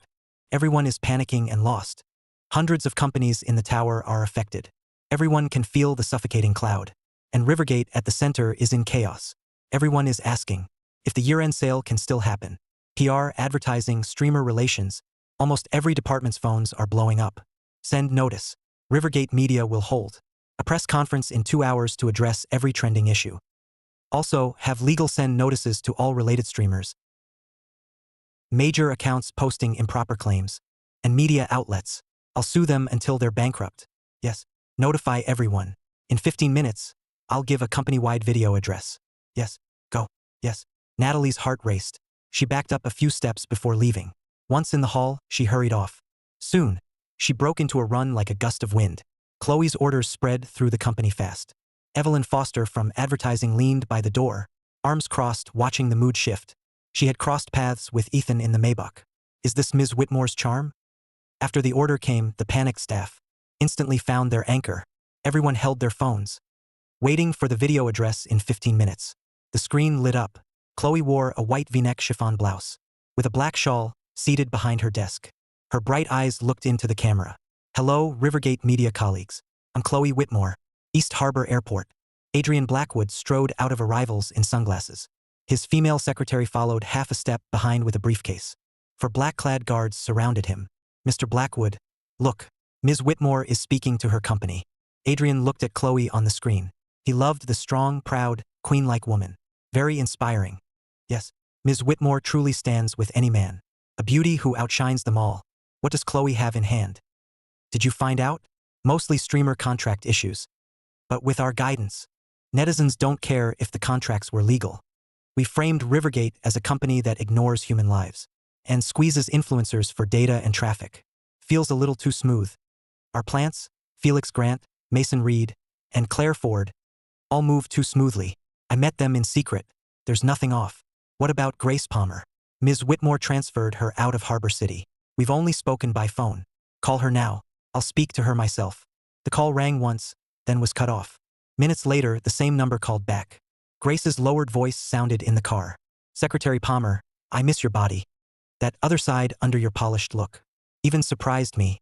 I barely touched you and it was like, Mr. Blackwood? Mr. Blackwood, what are you saying? The call ended quickly. Adrian closed his eyes. His fingers kept tapping the glass. Grace is dead. The mantis stalks the cicada, but the oriole waits behind. Chloe wants to be that oriole. Don't let her hold that press conference. Phone. The secretary immediately handed him a satellite phone. Adrian made call after call. The Blackwood family's power kept waking up. If he might lose by the rules, he'd break them. The old Whitmore bastard was already in intensive care. The rest couldn't wait for me to marry Chloe. Inside Dreamstart Creative, Ethan, Brock, and Jenna gathered together, watching Chloe's internal video speech. Its force came through the screen. Even the 3 non-Rivergate employees felt fired up. Incredible. Ms. Whitmore is such a badass. To everyone at Rivergate, please trust me. Stand behind me and fight with me to the last moment. On screen, Chloe finished, stood, and stepped out from behind the desk. Facing the camera, she bowed to every employee. Then manager Karen Mills hurried in on heels. She clapped and gathered everyone. Everyone, get back to work. Don't waste time. Rivergate upstairs has paid every remaining balance early. They also said any company ads tied to sales on their platform will be covered by them if unpaid. Move, get busy. Ethan watched the office mood change. If Adrian didn't cheat, and if the Whitmores didn't sit back, Chloe would win this round no matter what. No wonder she dared bet everything on it. Time flew. 2 hours later, Rivergate's largest conference room was packed with reporters. Chloe entered solemnly, surrounded by her people. The moment she stepped in, every camera aimed at her. Flashbulbs lit up at once. Everyone, please quiet down. Her eyes swept over the reporters and photographers. But a strange mood spread fast. First came calls and messages. Reporters nudged each other, their faces changing. Ms. Whitmore, sorry. Our bosses just assigned us elsewhere. We need to leave early. Same here, Ms. Whitmore. Orders from above. Please understand. Chloe stood at the podium and watched the lively room empty out. A chill wrapped around her. This was the power of real power. Inside Dreamstart Creative, Ethan watched messages spread wildly in the group chat. His face stayed calm, but the hair on his arms stood up. For ordinary people, all of this felt unreal. In Harborview Shipping's chairman's office in the East District, Derek had both legs propped on the grand desk. Listening to his secretary's report, he sneered. These big shots are way crueler than us. After taking the seat, he gained access to Canal Gate's intel channels. Right now, every major figure in Harbor City was watching Adrian and Chloe's game. The Blackwoods represented the Southern Coast business circle. Chloe was in Harbor City, but the local circle hadn't accepted her. Their fight was entertainment for the powerful. Plenty were waiting to tear into Rivergate's assets. It's not over yet. Ms. Whitmore hasn't necessarily lost. Interesting. Your branch's new boss election is in 15 days, on the 18th. Right before Chloe's big sale. That's enough for today. Call me when you decide. I'll wait until midnight. He lifted the curls on his forehead and rubbed them with his fingers. Following that thought, his eyelid twitched. In this chess game, Chloe and Adrian were the generals. Maybe he was only a pawn crossing the river. Why did the gentleman choose me? In a top CBD tower by the waterfront, Marcus Vale looked at the public opinion data his men handed him. Even he felt a chill. Chloe's mouth has been gagged. So that gentleman saw today coming. Damn it. He can't expect me to jump in now, can he? That's suicide. In Rivergate's main conference room, Chloe coldly watched the few remaining reporters and photographers packing up. Her stare rattled them. They packed faster and fled. Chloe rested a hand on the podium, long fingers digging into it. Many Rivergate staff still watched her. She couldn't show panic. Third secretary Natalie Stone ran up, panicked. Chloe only glanced at her. Natalie shut her mouth and stood aside. Rivergate team, it's clear. We are facing the biggest crisis in our history. Our voice has been gagged. Our face has been smeared. They want to paint us as monsters. Chloe didn't leave. She was Rivergate's backbone. If she fell, Rivergate had no comeback. Beautiful, strong, and tragic. She made this her stage. Under her words, the Rivergate staff in the room were moved. The emotional ones teared up. Fear was driven out. In its place burned a frustrated fire. Thank you for fighting beside me. With that, she bowed and walked off amid thunderous applause. She strode toward her office, heels clicking sharp and firm. In the hallway, Chloe stared ahead. Talk. We just got calls. The 3 A-list actors we signed, plus the superstar singer, can't come.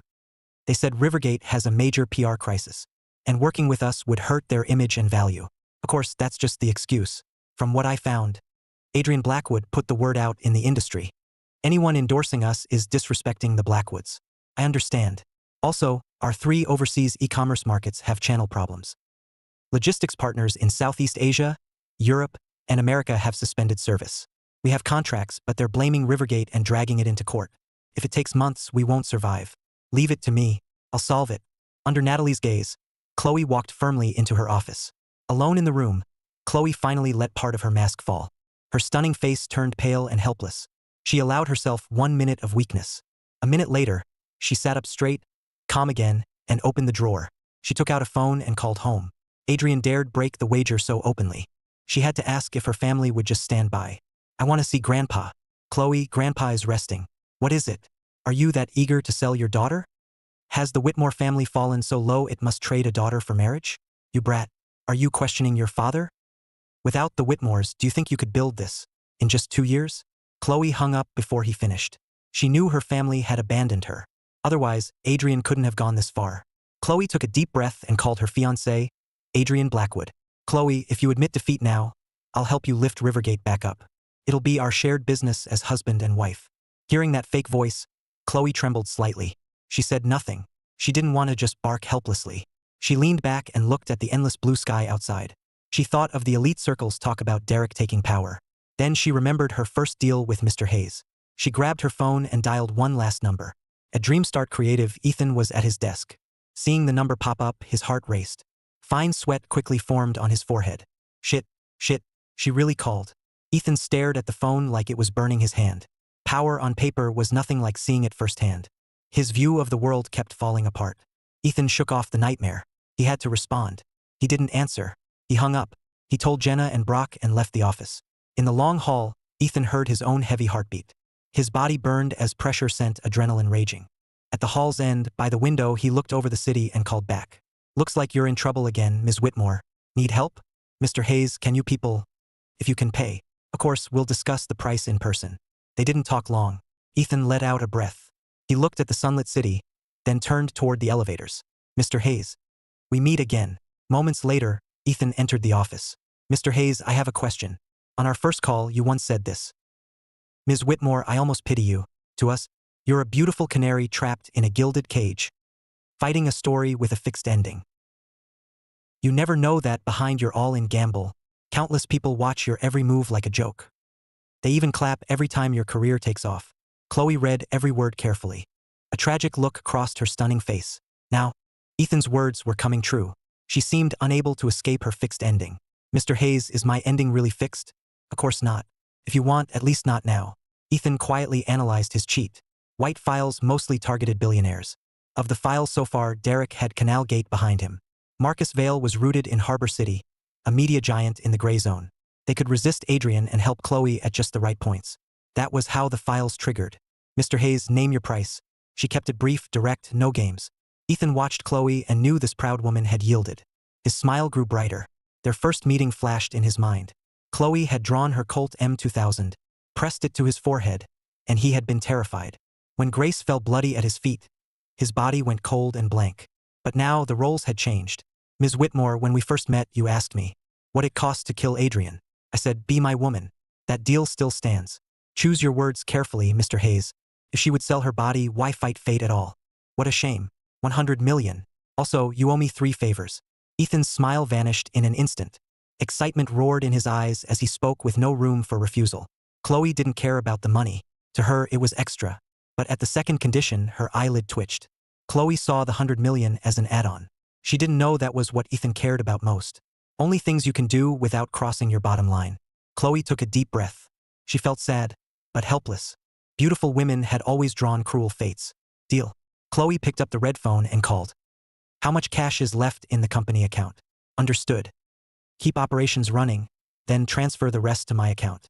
Rivergate had burned cash for half a month. Little remained. Chloe hung up and tapped the desk. Then she made several more calls. Her friends' clear voices came through. Chloe, I sent the money. Sorry, it's not much. That's all I have. Can you hold on? My family won't let me help, but I sent money. If it's not enough, we'll find more. Fight them. If we can't fly out, we want to see you fly. Ethan's phone vibrated. He glanced at the transfer alert, then put it away fast. He feared he couldn't hide his excitement. Ethan leaned back and crossed his legs. Meeting Chloe's gaze, he nodded with a smile. Now I'll state my first request. Go ahead. A few days ago, you invited me to dinner. In the car, you let me touch your legs. I said, another time. I think this is that time. Shock flashed across Chloe's stunning face. Then came anger and shame, but she kept control. Please. She kept her line, but knew how to bend. Chloe knew she had misjudged Ethan's position. Maybe this was his way of showing goodwill. She lifted her leg. No man had ever touched her body. Even as strong as she was, her leg trembled. Ethan stood and walked to her. He reached out and placed his palm on Chloe's calf. Feeling that perfect touch, he slid his palm upward. Under Chloe's furious stare, his fingers tore the stocking. Then he pulled back and sat down. Second request. Kiss me. Chloe had never faced this. Her eyes turned colder as she stood. Her heels clicked hard, and a fragrant breeze passed. She hooked Ethan's chin, bent down, and brushed his lips. Then she returned to her seat. Ethan licked his lips. All he felt was soft and cool. First kiss, Ms. Whitmore? Chloe didn't answer. She just shot him a murderous look. Now you owe me only one favor. I haven't decided yet. Another time. Now it's time to solve your problem. Chloe looked away, but caught him licking his lips. She wanted to pull out the Colt M2000 and shoot him. Ethan realized his loser core had never changed. He still wanted to rub his fingers, even smell them. He still wanted to savor that kiss. Even with the cheat, he was still that useless office clerk for now. That wouldn't change fast. Chloe was a jewel at the very top of society. Her status and beauty rivaled any princess. This was the thrill of climbing upward. Chloe lowered her leg, her gaze icy. She saw the run in her nude stocking. Her perfectionism made it feel like claws in her chest. She forced down the urge to remove it and faced Ethan. Tell me the current situation. With your channels, you still need me to? Chloe sneered, then briefed him seriously. She never let emotion affect business. Ethan leaned back, tapped the desk, and thought, maybe I really do have talent, just as I guessed. Adrian choked off publicity and gagged Rivergate. He hit the endorsers, leaving the traffic nowhere to go. Then he cut global logistics so even sold goods can't ship. Total kill shot. I understand. Go on. For days, I rehearsed countless times and wrote countless lines. Now let me stir the storm. Under Chloe's gaze, Ethan took out his phone. He found a contact and hit call. After glancing at Chloe, he put it on speaker. The ringtone echoed through the office. Chloe watched Ethan, her doubts fading. Every old suspicion became one thought. He was a real boss. Mr. Vale. Mr. Hayes. Long time no see. I have a job for you. After it's done, you can move your circle up a tier, and you'll get a steady profit share from them. That share will be about 1 point. In his waterfront office, Marcus Vale turned serious. The reward was huge. So was the risk. But Rivergate, yes? Adrian Blackwood contacted me days ago. I turned him down. Today, my team's platform opinion reports are on my desk. Mr. Hayes, these waters run deep. 1.5 points. If you ask, Mr. Hayes, I'll risk my life. Marcus stood, looked out the window, and breathed in. He answered respectfully. In Southport, he couldn't face the Blackwoods. But in Harbor City's rules applied. Marcus Vale. You should know him. Humph. Chloe nodded. She had already guessed it was him. The only Vale who could help her was Marcus. Marcus was cautious, so his quick yes surprised her. Rivergate was a hot potato. Was he really not afraid of Adrian? Everyone was waiting to build a new traffic empire on its ruins. Thinking of that, Chloe gave Ethan a deep look. He dialed a second number and put it on speaker too. Mr. Shaw, is that boss seat stable? Thanks to you, sir, all is well. Hearing this, Chloe's eyelid twitched. I have a job for you. After it's done, they'll give you a 1.5 point profit share. As you say, sir. Good. I don't care how you do it. In 2 days, Coordinate Southeast Asia, Europe, and the Americas. All ships to domestic ports must be on time. Bring Rivergate's sail products back fast. Yes. Derek was now the boss of Harborview Shipping. And Canal Gate started in transport. Back then, it focused on inland rivers. 2 issues solved. He smiled at Chloe, calm and composed. As for the last issue, endorsers. Or rather, the sale day sellers. Rivergate booked A-list actors and a superstar singer. Then tell me, superstar Ryan Sterling, diva Aurora Blake, and music god Julian Frost. Are they qualified enough? Ethan controlled his face and tone as he named them. Even Chloe looked shocked. They were her top choices, but all had refused. At their level, even without their backers, their names and influence alone made them untouchable. Hiring them required unimaginable connections. Ethan watched Chloe fall briefly dazed.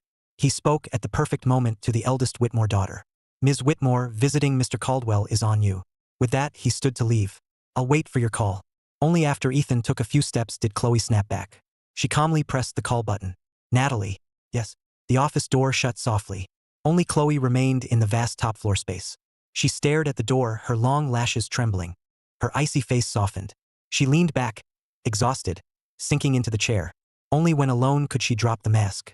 For a moment, she showed weakness and slipped off her heels. She curled up on the chair, hugged her legs, and buried her face.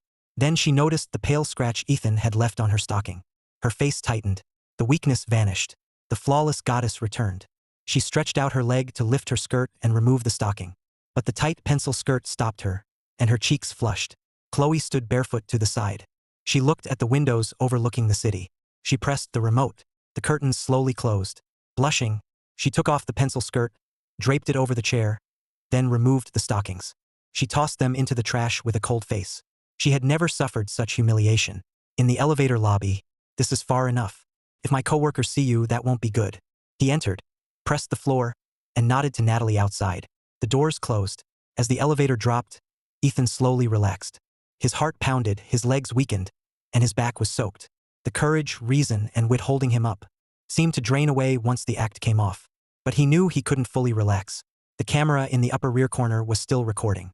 From the 58th floor to the 15th, from Rivergate to Dreamstart, Ethan seemed to change from intel broker back to clerk. The shine faded, leaving ordinary life. In the hall, he felt steadier. After turning the corner, he rushed to check his balance text. He grinned, counted the digits, and took breaths to calm down. At the office door, he adjusted himself and yawned. Only after looking lazy did he walk in. I thought you fell in the toilet. I almost called a rescue. My stomach felt off. He sat and looked at the screen. His mind went blank, then filled with wild, satisfying joy. The sharp contrast between identities hooked him. Next came Arthur Caldwell, the core of the fourth file.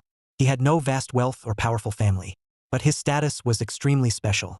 He helped shape the country's entertainment rules and culture. The first generation of top stars had all been supported by him.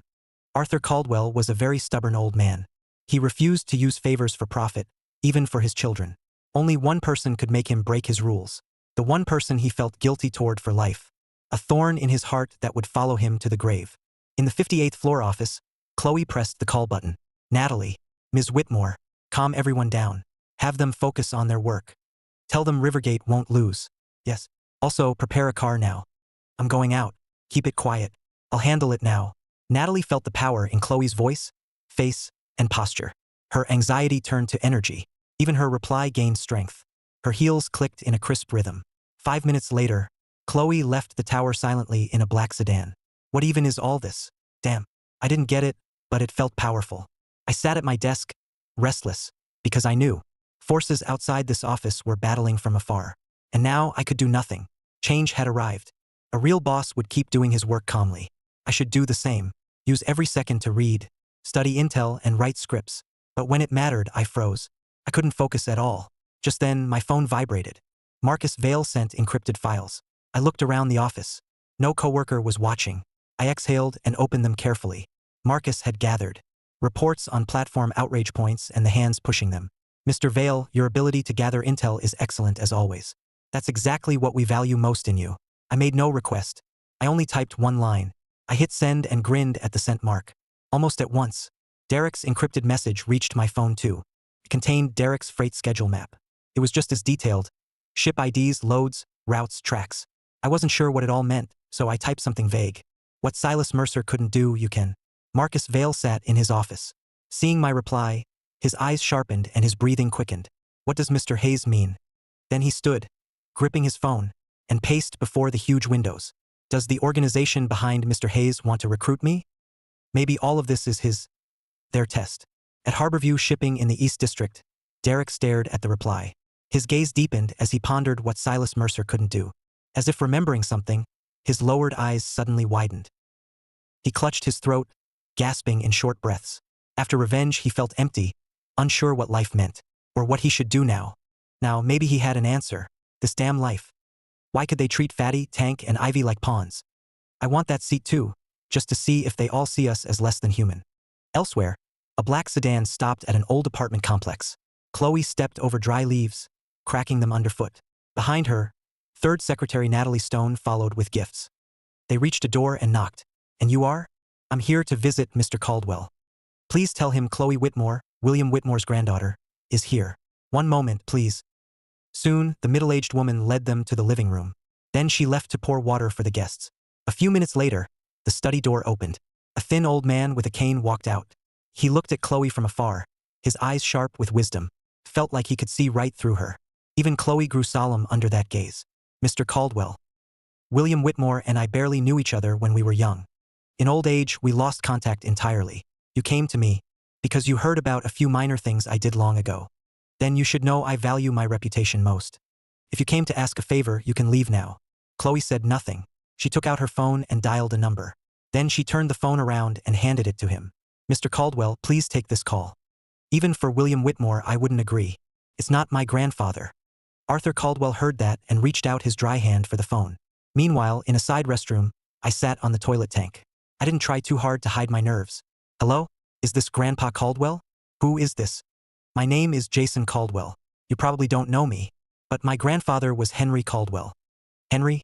I've looked for Henry for years and never found him. That old bastard was hiding from me on purpose.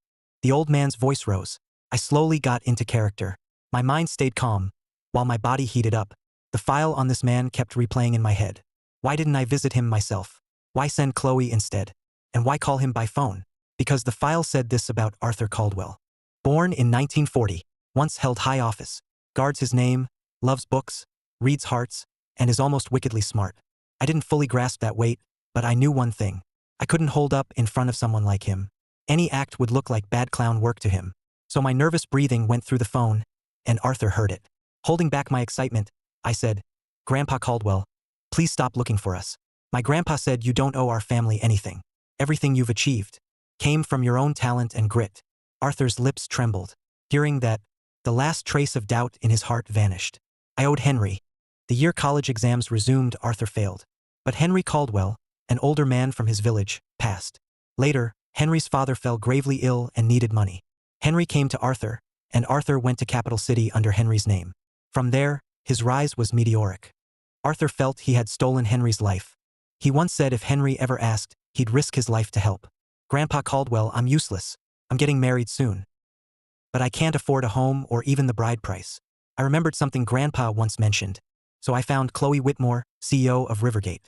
On the toilet tank, I fully slipped into Jason Caldwell's role. I sped up and made my request. Ms. Whitmore promised me that if I made this connection, she'd pay me. After hearing this, Arthur pictured an ordinary young man. Unlike Henry, he had a bit of nerve and desperation. I understand. How is Henry's health? Grandpa passed 2 years ago. They had lived 2 completely different lives. One soared upward and shaped an entire field. The other farmed and worked odd jobs all his life. Then died in obscurity. And Henry Caldwell had kept that secret buried all along. He never told a soul. After a few more words, the call ended. The old debt between the Caldwell families was settled. Arthur handed the phone back to Chloe. Tell me, what do you need? I need 3 entertainment icons to endorse our big sale. Who? Ryan Sterling, Aurora Blake, and Julian Frost. I'll contact them, but understand this ends here. Rest assured, Mr. Caldwell. We'll leave. Arthur looked at the middle-aged woman beside him. He said it coldly. Chloe didn't linger and left with Natalie. I'm bargaining with tigers, but you forced me. Now it's time for the sky to change.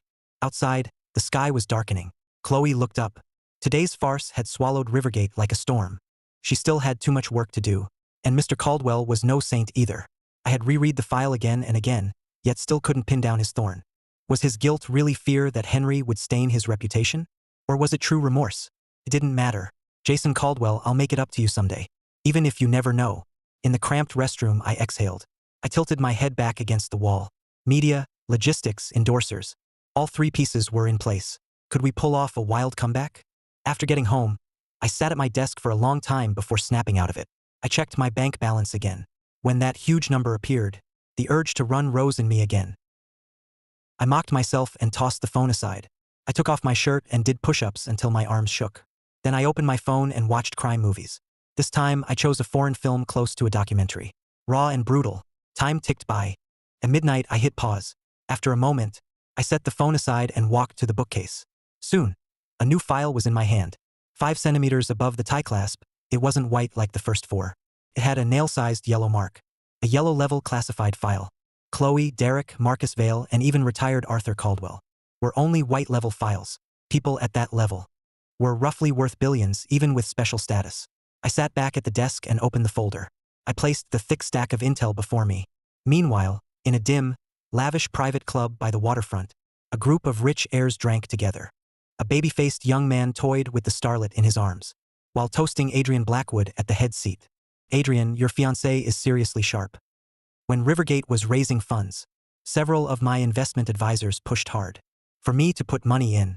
If I hadn't known you had a plan, I really would have invested. Adrian looked refined and pushed up his gold-rimmed glasses. He lifted his glass to everyone. Chloe did exceed my expectations. But luckily, this ends here. Hearing Adrian confirm Rivergate was about to fall, Nolan Drake, seated nearby in black-rimmed glasses, lit up. He instantly smelled opportunity. Adrian, why let outsiders profit when we can? I happen to own a small talent agency.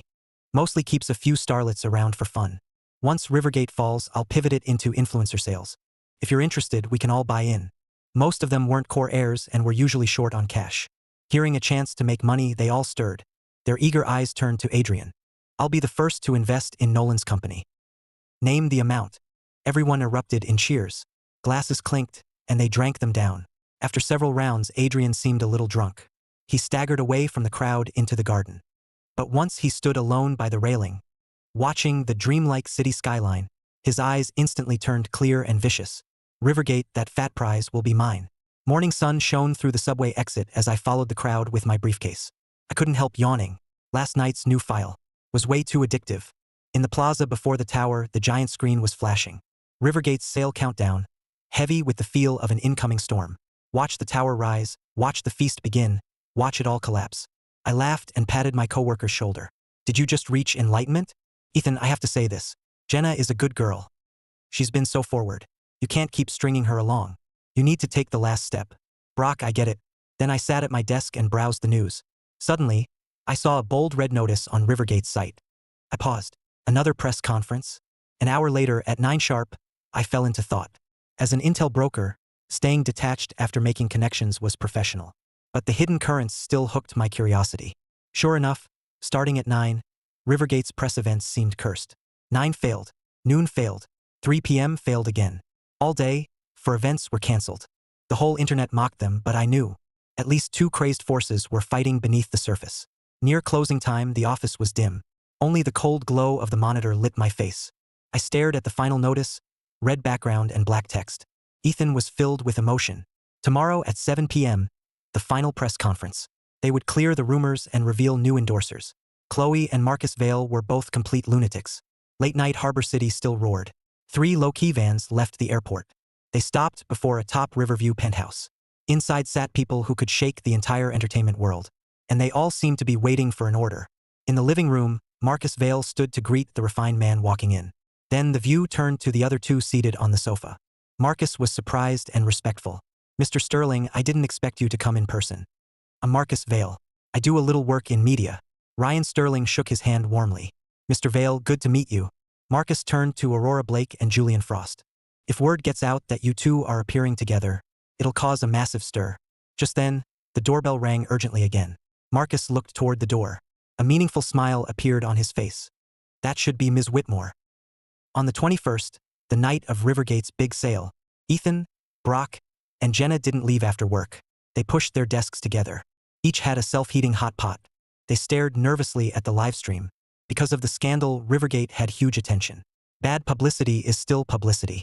Rivergate had dominated trending lists for days. Rivergate Select wants to anchor traffic to the brand, not any single streamer. Smart move. After 5 crashes, it's finally working. Pass me the Coke. Jenna handed the Coke to Ethan. I took it, drank hard, then stared at my phone. Countless troll posts began flipping across every platform. That was the result of my turning their force against them. The livestream audience instantly broke 10 million. The first segment was the 3 endorsers. On screen, 2 staff members in black suits slowly opened the doors. Everyone held their breath. Jenna's eyes flew wide. Brock froze, forgetting to chew his hot pot. The 3 legends, Aurora Blake, Ryan Sterling, and Julian Frost walked in side by side. Holy crap, they were saving a nuke. They actually got all 3. I should have asked Chloe for 3 autographs. Aurora Blake was breathtakingly beautiful. Ryan Sterling and Julian Frost were icons of an era. With those 3 on screen, comments went insane. The servers even lagged for a while. Meanwhile, at a private waterfront club, Adrian, who had thought victory was certain, turned ice cold at once. Chairman Blackwood, another force has appeared on the platforms. Marcus Vale is pushing it. He chose Ms. Whitmore. Harborview Shipping has stepped in too. That's a branch of Canal Gate. A branch of Canal Gate. Chloe Whitmore, you played me. Call Marcus Vale. I want an explanation. Dick, I want to know the power behind Chloe. We lost this round. By then, the livestream had over 50 million viewers. Rivergate finally released the evidence chain. The so-called sudden death streamer had received 200,000 right after signing. Then they turned around and smeared Rivergate. Once the truth came out, netizen rage turned into a buying frenzy. At midnight, sales miraculously broke 3 billion. Inside Dreamstart Creative, Brock pointed at the sales numbers and shouted. Jenna jumped up in excitement. Outside the window, Rivergate's victory fireworks bloomed across the night sky. This is insane. Over 3 billion in 4 hours. This really is a unicorn company. Ethan, look. Rivergate's launching fireworks. I leaned back in my chair. Fireworks reflected in my eyes. A victor smile spread across my face. It was late when we got off. I walked Jenna home and said goodbye. Seeing her reluctant face warmed my heart. I was about to leave, when she suddenly called from behind. Text me when you get home. Yeah, I will. I waved goodbye, already calculating tonight's situation. Rivergate's reputation comeback was far more complex than it looked. Tonight was only the start. The currents would only grow fiercer. I was about to hail a ride home, when Chloe called. Ms. Whitmore, that was a beautiful fight tonight. I should congratulate you. Never forget who made it possible. Mr. Hayes, you're tonight's uncrowned king. I'd like you to witness a legend rise. Of course, I prepared a gift for you. I paused for a moment. My intel was basically used up now. If danger came, I could only use Derek's forces. But in the end, I accepted. I calmly entered the elevator. I watched it stop at the 58th floor. But I didn't know. The outside of the tower was already full of danger. Several watchers were tracking my every move. The news reached Adrian Blackwood at once. My fiancé is meeting some man late at night. Either way, I should go see. Either way, I should go see. Right? Take our people. Surround Rivergate Tower. Entering Rivergate's elevator, I looked calm. Inside, I was screaming at the taste of power. A nobody had pushed a business feast. The thrill was insane. The doors opened.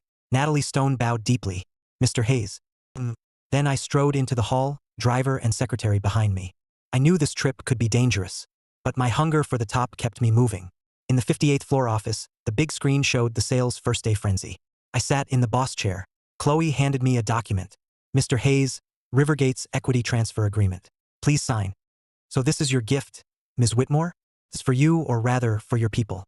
Chloe knew my backing and wanted our interests tied. But just as I spoke, frantic knocking cut through the tense, charged air. Natalie rushed in, panicked. Ms. Whitmore, Mr. Blackwood has sealed the tower. He's bringing men to your office now. At Adrian's name, deep disgust crossed Chloe's face. And Ethan, steady as a rock to others, was soaked in cold sweat. I couldn't fight Adrian now, but I knew. My only way to live was to keep playing the boss. I had to take full control. The elevator doors slowly opened on the first floor. Adrian smiled brightly and walked toward reception. The receptionist spoke. Sir, we're closed tonight. If you have... Adrian's smile vanished. He suddenly pulled out a silver pistol and pressed it to her forehead. I'm here for Chloe. Scream and I'll send you to hell. Mr. Blackwood, please go back for now. Adrian stared at Victor Warren and slapped him hard.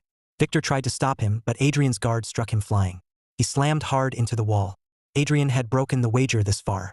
The answer was obvious. Ms. Whitmore, stop lying to yourself. You disappointed me today, but I'll still give you one chance. Show me your resolve. Chloe stayed silent, then took a Colt from the drawer. The instant she stood, the office door was smashed open. Adrian stepped over splintered wood, eyes locked on me like a beast. At that crash, my heart nearly stopped. I'm a boss. I'm a boss. I tried to hypnotize myself. Then I lifted the teacup. My hand wanted to shake. I clenched my teeth to hold it still. I nudged the lid and brought the tea to my lips. Under Adrian's stare, I sipped it calmly. What else can I do? Derek? Should I call Derek? Come save my ass. Forget it. Whoever broke that door was clearly trained. Damn it. How did I never know? There were so many martial arts masters. Where were they during all those online debunks? As I kept losing my supposed advantages, I simply hardened my heart and let a smile reach my eyes. I met Adrian's beastly eyes reflected in the glass. Feeling that amused gaze, the monster under Adrian's refined skin nearly broke loose. He breathed hard and stepped forward. Just then, a gunshot cracked. The bullet grazed Adrian's nose and buried into the glass beside him. At the end of the hall, Victor Warren spat. Then he put away his gun and walked toward Adrian. By then, Adrian was fully shielded. His guards raised their guns at Victor. As Victor moved, Chloe's guards at the door drew their weapons. They aimed at Adrian. Both security teams faced off. Miss, I'm fine. But if they make one more move, you have permission to shoot. Yes. Adrian, what do you want? What do I want? A bright smile spread across his face. After glancing at Chloe, he took the satellite phone from his secretary. Then he dialed a number. The ringing echoed through the hall. Uncle Whitmore, sorry to disturb your rest. Here's the thing. Today is Chloe's big day with Rivergate. I came from Southport to witness her glory with her. But, well, I was nearly killed by one of Chloe's men. I'm wondering if our engagement should end. The moment he finished, Chloe's father roared on the phone. You bastard! After that shout, the satellite phone was handed to Chloe. A storm of curses hit her. Then the phone was passed to Victor Warren. After the call ended, Victor pressed his lips tight. His face was blank. He made no move. But the deputy captain beside him stepped past. He raised a hand signal and said coldly, weapons down. Humiliation. Rage. Still, the guards lowered their guns one by one. When they looked up, Adrian's guards still had guns trained on them, ready to fire. This team served the capital city Whitmores first, and Chloe second. Chloe watched it all without expression. If she were ordinary, she could feel wronged and angry. She could sob, scream, and break down. But she couldn't. She was Chloe Whitmore, the Whitmore Tigress. In the office, I held my breath. I listened nervously to every word from Chloe's father. When he ordered the guards to disarm, my heart sank. Adrian laughed smugly. He lifted his foot to pass Chloe and walk toward the strange man. But as soon as he moved, Chloe stepped in front of him. Adrian's face turned cold as he stared at Chloe. This time, Chloe didn't block him. He chuckled and walked past her. But as they brushed shoulders, Chloe snapped out the gun she had just put away. She aimed it at the back of Adrian's head. But before she could pull the trigger, the man in black behind Adrian shot out with a lock. He knocked the pistol from Chloe's hand. Adrian glanced at the gun, then raised his hand and slapped. The hard slap landed on his secretary's face. Half her young face swelled red in seconds. Expressionless, Adrian kept walking toward me. I stayed silent. The hair on my arms stood up. My heart hung in my throat. Then I smiled, picked up the cup, and raised it to my lips. My posture stayed calm and steady. But Chloe had somehow stepped back several paces. And from somewhere, she produced a palm-sized lady's pistol. Expressionless, she pressed the muzzle to her own forehead. Adrian Blackwood. Veins bulged on Adrian's forehead. He removed his glasses, then put them back on and turned to Chloe. At that moment, Chloe looked tragic and stunning. Her fate was like a thorn bird, like a flower on the far shore. Under the same sky at the Whitmore estate in Capital City, Chloe's mother saw her father open the door and head to the study. After a while, she carefully got up, put on a coat, and walked across the estate. When Mrs. Whitmore entered, the on-call doctor hurried over. Mrs. Whitmore stood outside, looking through the glass at the ventilator, and all the monitors attached to old Mr. Whitmore. The old man was the Whitmore Sky. One more day alive meant one more day of deterrence.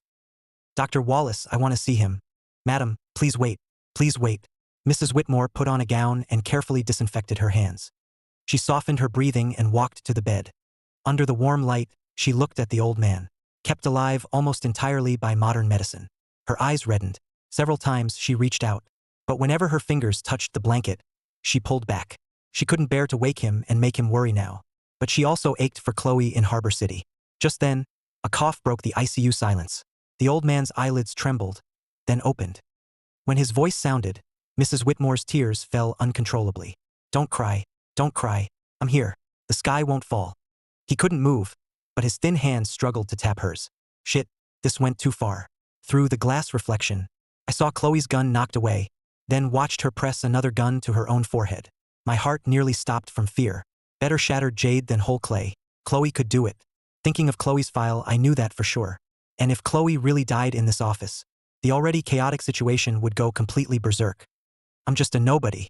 Don't drag me into this vortex. But now I could do nothing. The only thing left was to keep my mysterious boss act. Chloe, why make this so tense? I'm not some monster. I only heard. Someone powerful had appeared behind you. I just came to pay a visit. Put the gun down first. Seeing Adrian soften, I let out a small breath. I never thought one sentence from me could push Chloe this far. Hey sir over there, talk to Chloe. Have her lower the gun and we'll drink some tea. We'll chat. Oh, I even brought some dragon well. From the old Lion Peak fields. Inside my dress shoes, my toes dug into the soles. Adrian was smart. He quickly noticed. The only person who could calm the room. At that, every eye turned to me. If Chloe died in this room, everyone here would be finished. And Chloe, gun pressed to her pale forehead, looked at me too. In that moment I pushed all my pressure and fear into the balls of my feet, toes clenched tight. They dug into the soles and scraped inch by inch. But my face still held a faint smile. Under everyone's stare, I leaned forward. I lifted the cup again and took a calm sip. Then, holding the cup, I looked at Adrian's reflection in the glass. Mr. Blackwood, Ms. Whitmore isn't someone you can just visit like this. I set the cup down and slammed my palm on the mahogany armrest. A wager is a wager. If you don't honor your word, you don't deserve to sit before me. Those words struck everyone's heart like thunder. What was Adrian Blackwood's status? The eldest heir of the Southern Coast Blackwoods, with over $1 trillion in assets. They ruled the Southern Coast business world. The capital he represented could stand against even old capital city families. Without losing ground, what kind of person would dare disrespect Adrian like this? Adrian's smile froze, replaced by cold darkness. Caleb. As the name left his mouth, the middle-aged man in black set his stance. Like a tiger or leopard, he locked onto Ethan. My scalp went numb. Goosebumps rose everywhere. Death. I smelled death. Just then, the office phone rang sharply. Natalie widened her eyes. This madam. Natalie looked at Chloe, almost crying. Her mother was in poor health. Hello, madam. It's me. The voice on the phone was hoarse and old, but its authority filled the room. Hearing that voice, Chloe's tragic, stunning face first showed disbelief. Then her eyes reddened, but she quickly hid it. Seeing Adrian raise a hand, the man in black withdrew his killing focus. I secretly exhaled. We were saved. Grandpa. Chloe took the phone and pressed her lips together. She felt she had shamed her grandfather. It's me, Chloe. I heard everything. Rivergate did well. Worthy of my Whitmore tigress. Chloe, put me on speaker. I have a few words. You're on, Grandpa. Please speak. Call Captain Mark Dawson over. Sir, Mark Dawson is here. Mark Dawson was Victor Warren's alias, but he'd almost forgotten his real name. Hearing the call, his broad frame moved through the crowd. He stood straight before Chloe. I sent you to Chloe to keep her safe. Did you do that? Victor's fierce eyes reddened. He couldn't steel himself. You let your men stand down and outsiders aim guns at her. You put her fate in others' hands. Is that what I taught you? Old Mr. Whitmore didn't shout. His tone was steady, but those few words were torture to Victor's soul. He lowered his head, his powerful body trembling. I'm very disappointed in you. Get out. Yes, sir. Please take care. Then Victor strode forward and stood behind Chloe like a spear. This was a true giant's aura. Total control of mood and tempo. As for old Mr. Whitmore, I'd only glimpsed him through Chloe's file, but that was enough to know what kind of man he was. The true top of the pyramid. Damn it, that old man's voice and breathing didn't sound like he was dying. Was the intel wrong? Or was it something else? Adrian's refined face was full of respect, but inside he cursed with the ugliest words. Is Adrian Blackwood there? Grandpa, Adrian is here. I'm not dead yet. Why the rush? Grandpa, it's a misunderstanding. I only came to celebrate Chloe's win. Enough. Adrian shut his mouth at once. He felt the old man's pressure. His eyes flickered as he kept thinking. After that line, the phone went silent. Even so, no one dared make another move. After a long while, old Mr. Whitmore's undeniable voice sounded again. Hand over the Blackwoods Northern Territory business, or your marriage to Chloe is over. As he finished, Adrian's eyes flew wide. Real panic crossed his handsome, refined face. Old Mr. Whitmore's strike hit Adrian and the Blackwoods where it hurt. Giving up the Northern Territory business meant losing an arm. But ending the Blackwood-Whitmore marriage was even more unacceptable for the family's plans. Old Mr. Whitmore had calculated it all. He wanted the Blackwoods to cut off an arm. Fine sweat formed on Adrian's forehead. He began breathing hard. "Grandpa, I was wrong. I was wrong. Enough. I'm tired. Get out. If there's more, have your father speak." The aged voice rang out. Adrian opened his mouth. With a dark look, he bowed. "Then rest well, Grandpa." With that, he turned and led his men out. The beast in human skin seemed unable to hold back. He rolled his neck, fists clenched. Adrian wondered if the Whitmores had set this trap. Maybe they leaked the old man's critical illness on purpose, just to take the Blackwoods Northern Territory business. Damn, that's a real boss. Maybe one day I can be like that too. "Chloe, is the gentleman who helped you there?" "He is." Chloe looked at Ethan, seated at the desk. His mysterious identity stunned her even more. "Put him on." The phone was handed to me. I didn't want it. But Chloe's gaze left me no time to hesitate. I could only smile calmly and take the phone.